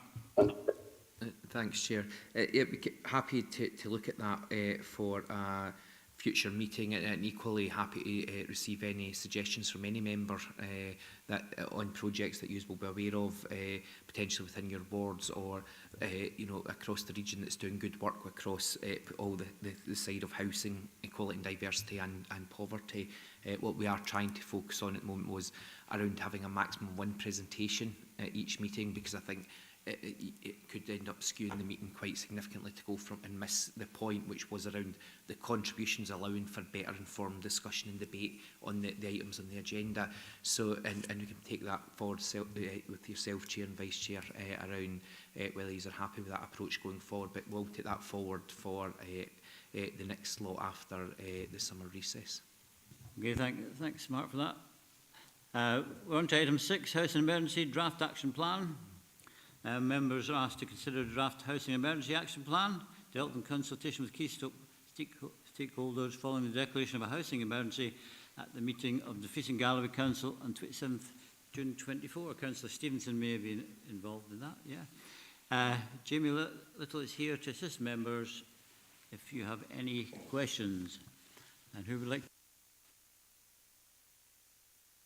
Yeah, seeing as it was my motion, I'll come in first. So, one, to say thank you to everybody involved, because I know I'm a hard taskmaster, but this is a massive piece of work. So thank you very much for doing it. I've just got a few questions on the action plan itself, some to do with the timescales. And one of them ties into quite a few, so I'll go through it all at once. So on page 57 at the bottom of the page, one of them is to provide a range of housing options for older people and people with complex needs and encourage downsizing where appropriate. I suppose the one question I have in there is that, or one statement I would quite like to make is that must be person-centric when we're doing that. And it also goes hand in hand with stock availability. Now, I know that in Summerhill, when they're looking at the regeneration project, and there, one of the options is for a plus 55 block of units, which is something that we desperately need in this region. It gives somebody a home, but it's a home within a space where there are other people of similar age. And I just wonder if the timescale for completion should be June 2025, or should that be ongoing whilst we're building these kind of units? I know that we're very, we're encouraging our social landlords to do that a bit more, so I wonder if maybe that should be ongoing in there. And then that obviously ties into the partnership working on page 61. where we work in partnership with housing colleagues and the NHS to improve hospital discharges. Again, these units will be fantastic for that, but I think that we need to make sure this is ongoing as well and maybe doesn't just finish in September 2025. And then the last one is on page, it actually piggybacks from page 57 to page 58, and it's got here, provide range of housing options for all, oh, no, sorry, I'm on the wrong one. God, I can't even read my stuff. It says, consider the need for short-term let control areas in pressured markets. So we know that the Stuart is one pressured market, and that has a date of March 2026. Should we not look at maybe getting that brought forward a bit sooner? Thank you. Jamie? A few questions there. Thanks, Chair. Thanks, Councillor Stevenson, for those comments. In terms of the range of housing options for older people, you know, the reality around the intention of the timescale was to really look at this on an emergency basis, that this was really critical. We brought it forward as an immediate action. Happy to keep that as an ongoing action, but I think in terms of a downsizing campaign that we're referring to within the action plan, that's something I would like to recommend. We really do conclude that work at pace to try and take that forward. The delivery of the Strategic Housing Investment Plan is going to be critical in terms of providing those housing options, and that's always going to be an ongoing project. So happy to amend the wording just so it provides that absolute clarity there. But yeah, absolutely, that's an ongoing process. In terms of the second point there on working in partnership with housing colleagues and NHS, yeah, the intention again of that action is that we are meeting, or I am meeting with colleagues on a regular basis, and intended to be a bit of a short focus on this piece of work initially, but from that will come a range of actions, as you'd expect, around how we continue to help people to get home from hospital as swiftly as possible with the right support in place. So again, happy to amend that word and just to reflect your comments. Going back to point 3, in terms of short-term let control areas, it's a tricky balance, short-term let control areas, because we recognise the significant benefits of short-term lets to the region in terms of the tourism sector as well. The LDP3, or the Local Development Plan 3 process, is the main route for considering short-term let control areas. But what we can certainly look to do is prepare in advance to ensure that we have all the information we require to do that. As you mentioned, Stuartry is one of the particular areas that sees significant challenges as part of the west of the region. So we do have data already, but I'll certainly ensure that with officers we're well placed to conclude that piece of work at pace. Okay, Councillor Stevenson. Yeah, just again to say thank you for this piece of work. It has been massive. Thank you. Thank you. We've got Councillor McGregor, then Councillor Ferguson and Councillor Scobie. Thank you, Chair, and thank you, Jamie, for the report. I think it's got pretty much everything that we need in it at this stage to as a starter for 10. I just wonder where we sit with retrofitting empty properties and older properties. Certainly it's a big discussion nationally. We've declared a housing emergency, many other councils have as well, the Parliament has, the government has, and sometimes I still feel that we're not in a particularly emergency space, and there's things that we could be doing that through planning and enabling services that could assist with developers or RSLs or whatever being able to easily retrofit sort of older buildings, yeah, and that would tie into our climate crisis and making properties more efficient and cheaper for the tenants to actually run that particular property. So where does retrofitting and bringing properties up to a certain standard sit within this plan? Because to me it's pretty important. No point in putting somebody in a house if it's not efficient and you have to go in 4 years' time and do stuff to make it more efficient. So I just don't see it wired into the plan around that planning and enabling services, which assists many in making properties up to a better standard, and how we might need some relaxation within the planning regulations to enable us to do that, because they're sometimes incredibly prescriptive. I'm thinking of listed buildings and stuff like that. Thanks, Chair. Yeah, thanks, Leader. In terms of retrofitting, it is a significant challenge in this region, and we work really closely, particularly the registered social landlords, in managing that process. They've got significant challenges ahead of them, and some of the opportunities we have to work with them will also support some of the wider objectives of this committee, particularly around employability and tackling poverty. In terms of emergency actions, it's I think the reality is these are really long-term projects that we really need to try and take forward. And we are trying to highlight within the action plan about some potential early wins for empty properties and returning voids back into use. So voids being the properties that registered social landlords have that become vacant. Within that work, it's obviously critical that we're bringing them up to modern energy efficiency standards.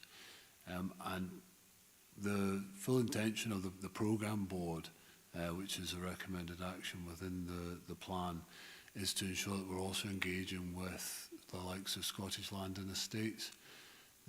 Most of the older housing stock is in the private rented sector, and they are facing significant challenges, and we really need to be working with them to make sure we're reversing that decline in the availability of the housing stock. So it's something that is interwoven into the actions, but can certainly look to take that forward as a key specific project. Mr. McGregor, yeah. Councillor Ferguson. Thanks for letting me back in, Chair. A couple of things. One has already been covered.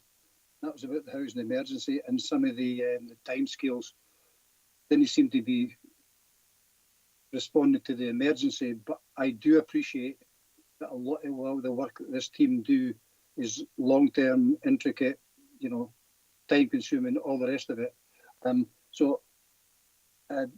my real question in that part is, it's about SOSI's got a housing action plan as well, and I just asked Jamie, does our plan fall in line with SOSI's, or does SOSI's fall in line with us? I'm not sure which way we should put that, but you get my drift. And my other question is actually about the recommendations at the end, when it's a governance issue. I just want to make sure before I go there, is I actually think this is a really good piece of work, and commend that whole team who's been working on this. I know I've had an issue in my ward that's been dealt with, an empty house been empty for a long time, and it's now coming back into public ownership, I think. But it's just, so the fundamental question, Chair, is, are we in line with SOSI's action plan, and are we, the other bit I'll come back to when we come to recommendations, if that's okay. Jamie.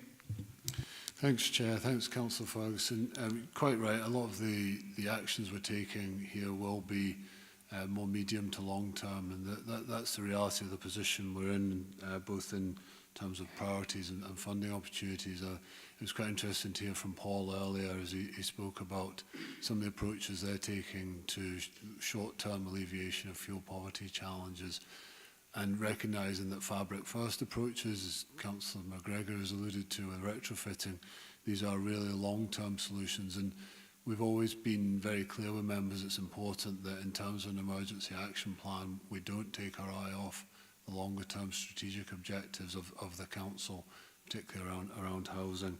The empty property you've mentioned there has taken some significant time and effort to bring that back hopefully into use. We're not quite there over the line yet, but that's one property, and these can take a lot of work and a lot of interaction. In terms of the South of Scotland Housing Action Plan, it's the Regional Economic Partnerships Housing Action Plan that the two councils and SOS have collaborated on to produce. It is a key piece of the work in terms of the Housing Emergency Action Plan and support of the delivery of more homes, but it has been a joined-up approach to the development of that, rather than it being a SOS action plan or a council action plan that we're looking to fall in line with. We'll come back in, Andy. No, that's it, Jamie. Thanks very much. That's much as I expected the answer to be. No, I'd like to come back in when it comes to recommendations, Chair, if that's okay. Thank you. Councillor Scobie and Councillor Marshall. Yeah, Chair, I just want to echo some of the remarks made in terms of the plan. There's a very hefty plan and there's a lot in it. So I want to thank Jamie as well for the work that's been put in by him and his team. But I'm looking at 4.2, and it's really, I'm sure a lot of this work will lead to us getting off the list of systemic failures. And that obviously is our objective in calling and thank Paula for bringing forward the motion to get us away from this emergency situation, this crisis that we're in.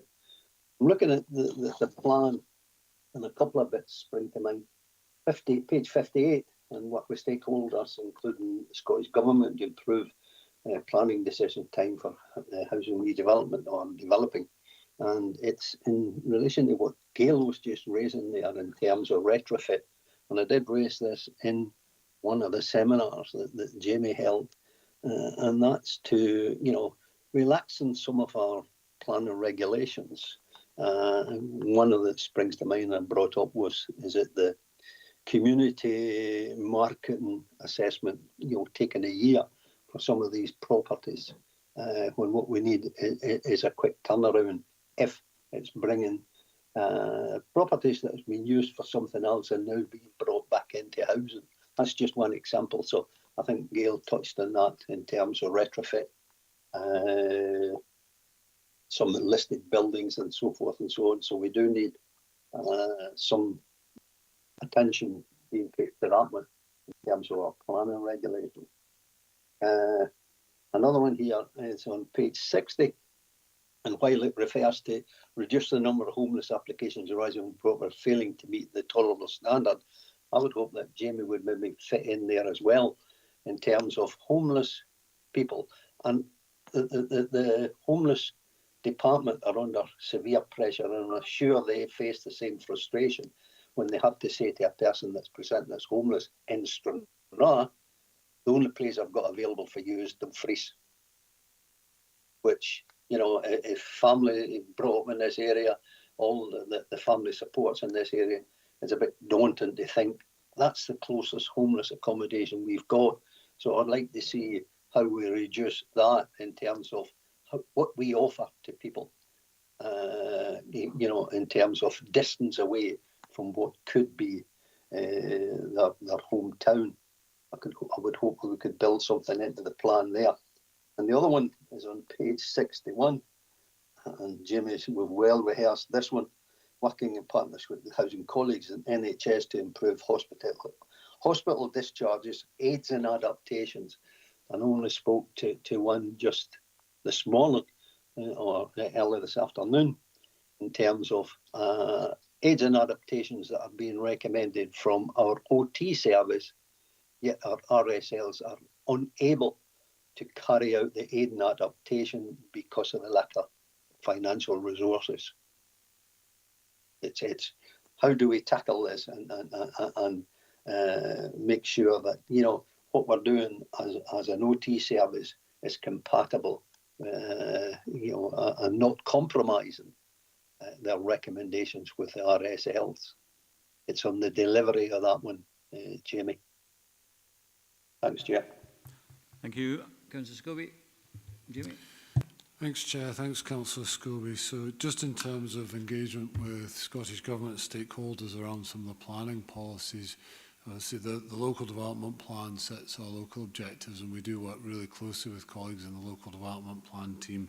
The community marketing assessment that you've alluded to has in the recent history been suspended for a period of time, and I think that was quite successful in terms of bringing a number of empty properties back into use. Just for members' awareness, the intention of the policy is to avoid the loss of any community facilities within an area.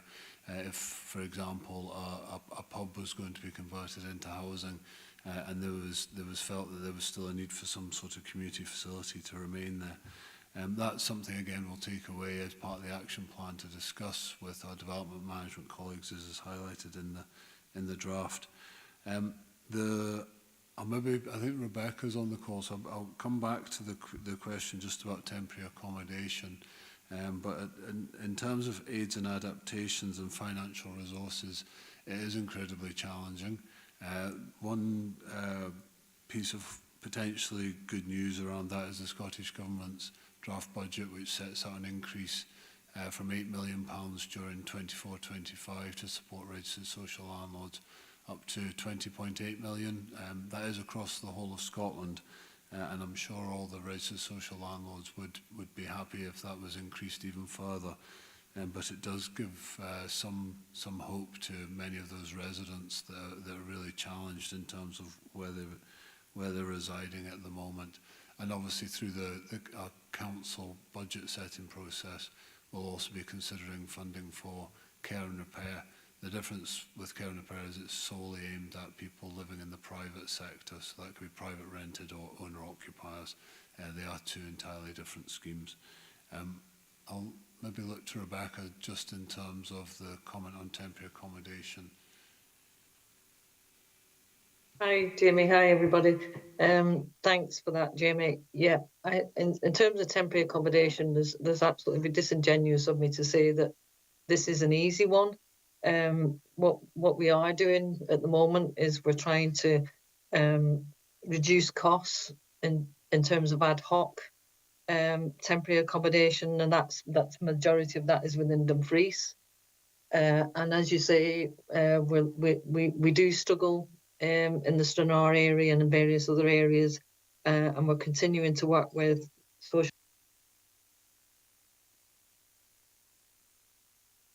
Sorry, went on to mute there. Sorry.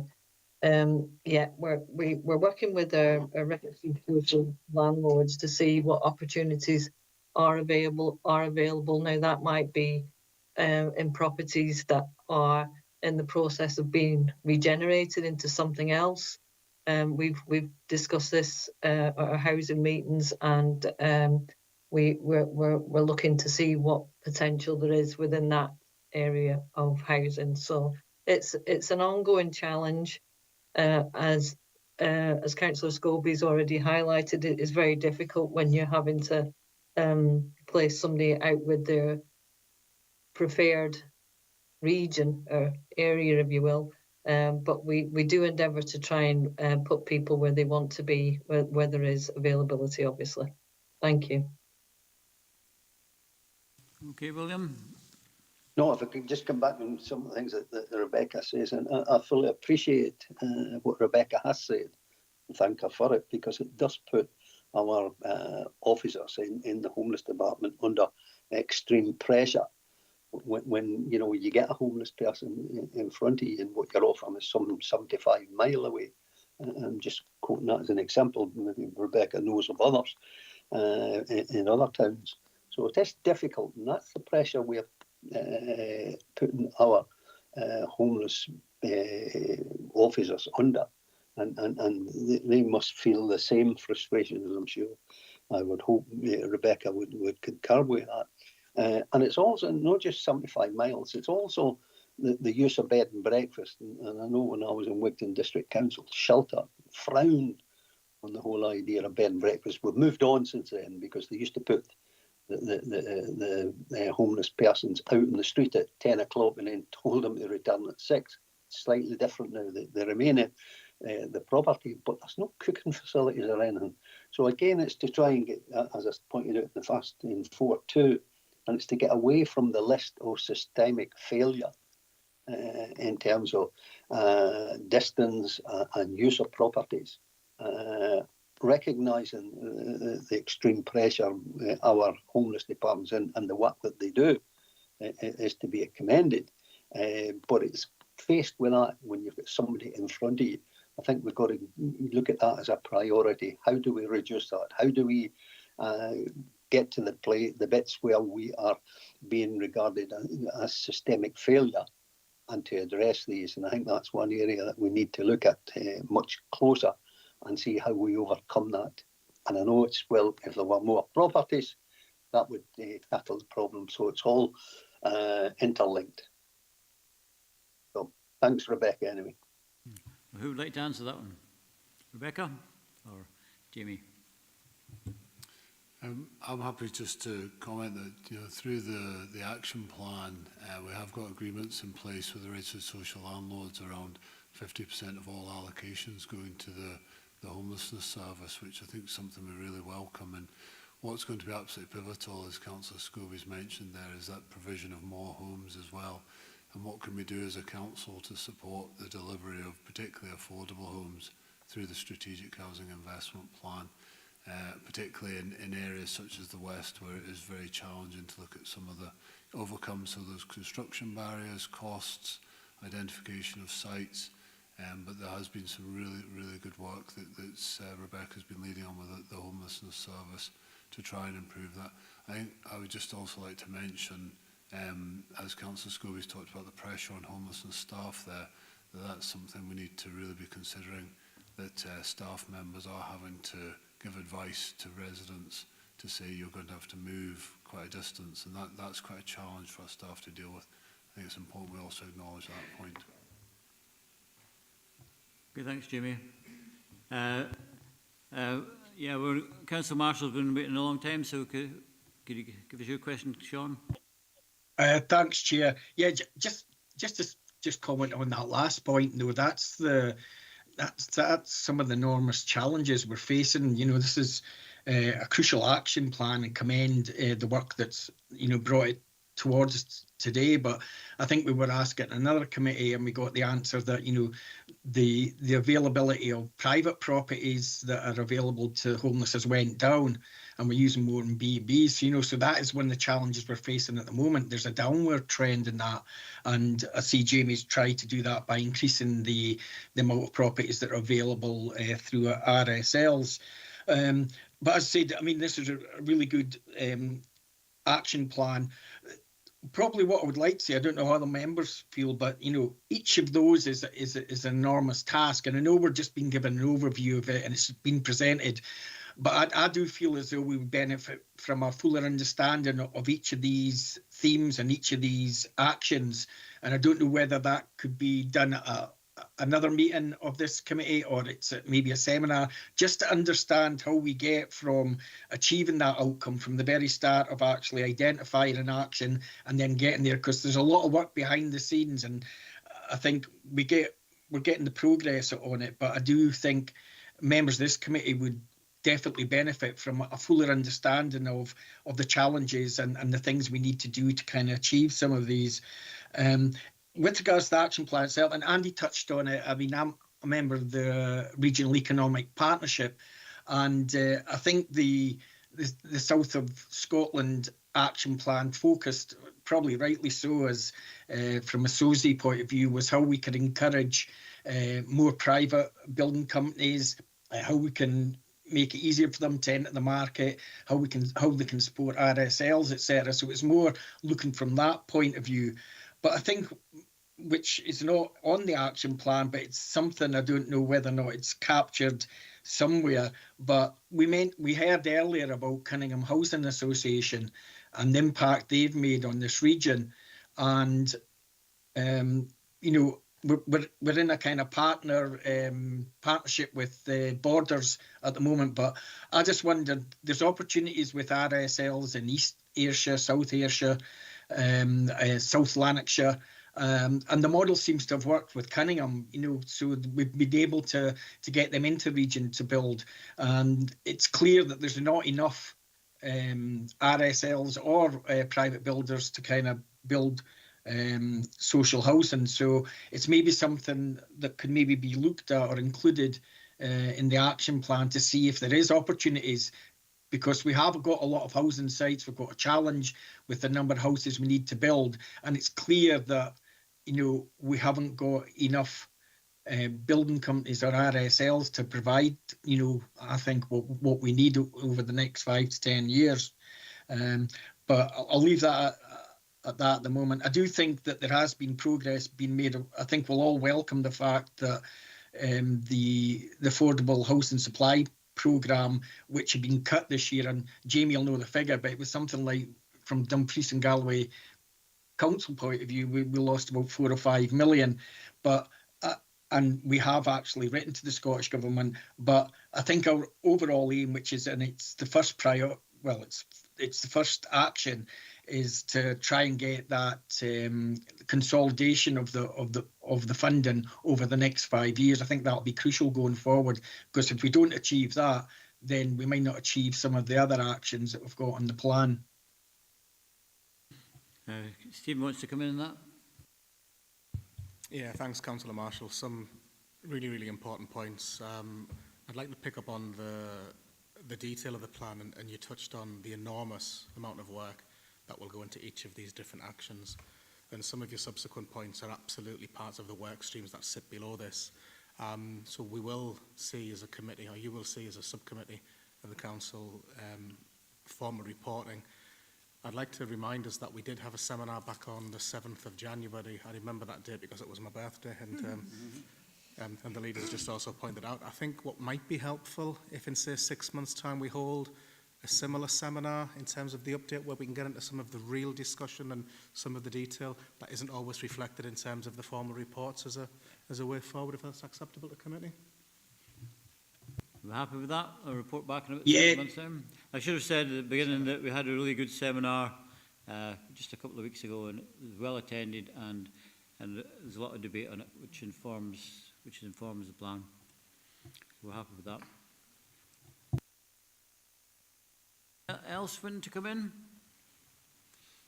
Chair, just on the RSL, potential of RSLs that don't normally not operate in this area, is there's potential to do something like we did with Cunningham? Yeah, thanks, Chair. Thanks, Councillor Marshall. We can certainly look to the wider sector. There are other RSLs that do operate in this region that aren't developing RSLs, and it'd be interesting to engage with them to understand why that's their current position, and see if there's an opportunity to bring that forward. And the likes of Riverside Housing Association and Home Group have a number of properties here. However, they haven't carried out any development for a number of years. Obviously, I'm more than happy for that to be included as an additional action. I will caveat it slightly with the challenges that Lawburn Housing Association are experiencing at the moment, that's seeing them contract somewhat from development, are being experienced right across Scotland. There are significant pressures on the registered social landlords at the moment. We are somewhat fortunate to have the likes of Cunningham Housing Association and Wheatley Home South picking up the slack in terms of the development programme at the moment. But there's certainly no harm in trying to seek further partners that we can look to work with. And I think just to maybe touch a little bit more on the South Scotland Housing Action Plan, one of the, as you mentioned, Councillor Marshall, one of the principles is around trying to bring the private builders back into the area, the large-scale private builders. But we are also trying to ensure through that plan that we support SMEs to grow and develop and provide more affordable homes, particularly those locally based, but also trying to build on some more community aspirations for housing. So while we want to see some national house builders come into this region, we certainly recognise that one of the objectives is around our own community wealth building opportunities as well. But I'll certainly add an additional action on engagement with the wider RSL sector. Thank you, Jamie. Thank you, Jamie. Councillor Jimison. Yeah, just to pick you up on the SMEs, I'm really pleased to hear it. One of the things I find with the small businesses is there maybe a lack of resource in terms of HR and ability to know the ins and outs of planning and such like. We've had an issue with that with a local builder. So it would be good to have that assurance that while we're trying to encourage smaller builders, etc., that you give them the appropriate help. That big companies will have a bigger staff. It would be really helpful if that coordination is sympathetic to maybe their lack of resource. I'm sure you do anyway, but it's just a point to support your point that encouraging smaller local builders is a really good thing, because they're more likely to employ local apprenticeships and things like that. So I'm pleased to hear you're taking that approach, and I'm quite sure you will give them every assistance. Any comments on that one?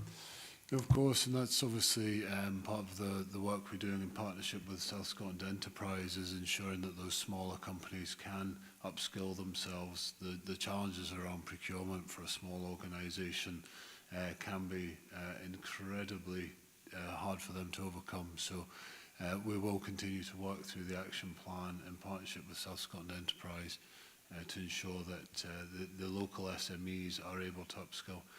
There's a point here around the scale of the developments we need to bring forward as well. And we recognise that not many SMEs are going to come forward to develop some of our larger sites. So we need to ensure that we have some smaller opportunities for them to get involved in, potentially as subcontractors, potentially as lead contractors as well. So that the opportunities have to be there for them. Happy with that? Let's go to the recommendations then. We're asked to note the consultation that has been carried out to date in the development of a housing emergency plan draft as detailed in section 4.9 of the report. Noted. And 2, agree the housing emergency action plan subject to any additions or amendments at the meeting as set out in section 4.10 of the report and detailed in appendix 2. We're happy to... Chair, yeah, I asked if we could come back into the recommendations. Yeah, can I come in? Yeah. I'll tell you what it is. If you look at the back of the yellow fronts of the papers, in actual fact, it's the delegations for this committee. This, please don't take this as me saying that it's a rubbish report. I think it's far from that. But I don't think we have the delegations to agree, because under the decision making, it's to recommend to the appropriate committee on matters relating to tackling poverty, inequalities and housing.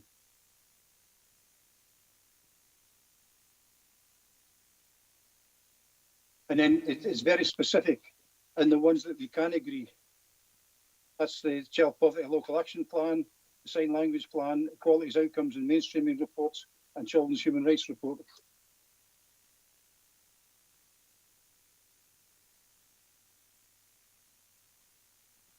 So I'm suggesting that we actually recommend, obviously the work will continue, it's not going to stop, but we need to recommend there to the parent committee that looks after housing.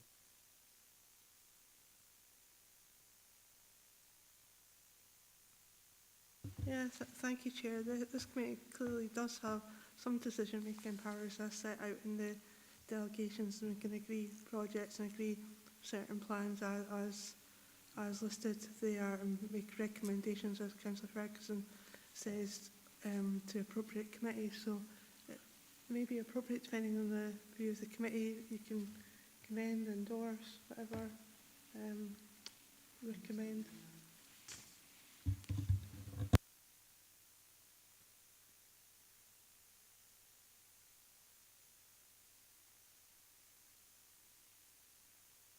Of your amendment, Andy, because I didn't quite catch it in your first go.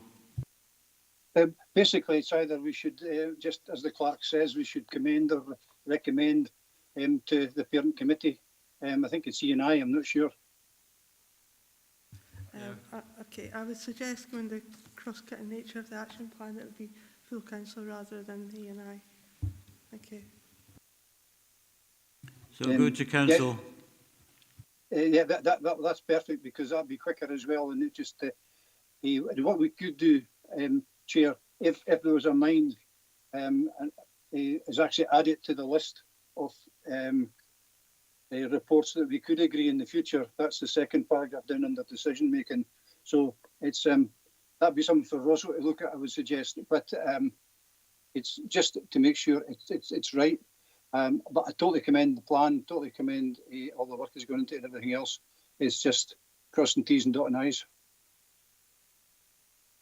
Yes, taking all those points on board. We do have a review standing order subcommittee due the end of February, and the report's being drafted for that. So members reminded to make that recommendation, to make that amendment, that would get captured there as well. But a way forward, I think it will please you then, Councillor Ferguson. Okay. And you want to note and commend the consultation as well? Absolutely, yeah. Okay. Okay, we've got a way forward on that, so thank you very much. So we've noted agreed one and two. Item 7, I don't have any urgent items which have been intimated to me. So thank you very much for your attendance. I think we've had a very good debate on this, and thank you for officers for giving us the advice that we needed for this. And Mark can enjoy the rest of his day off. Thanks, Chair. Thanks.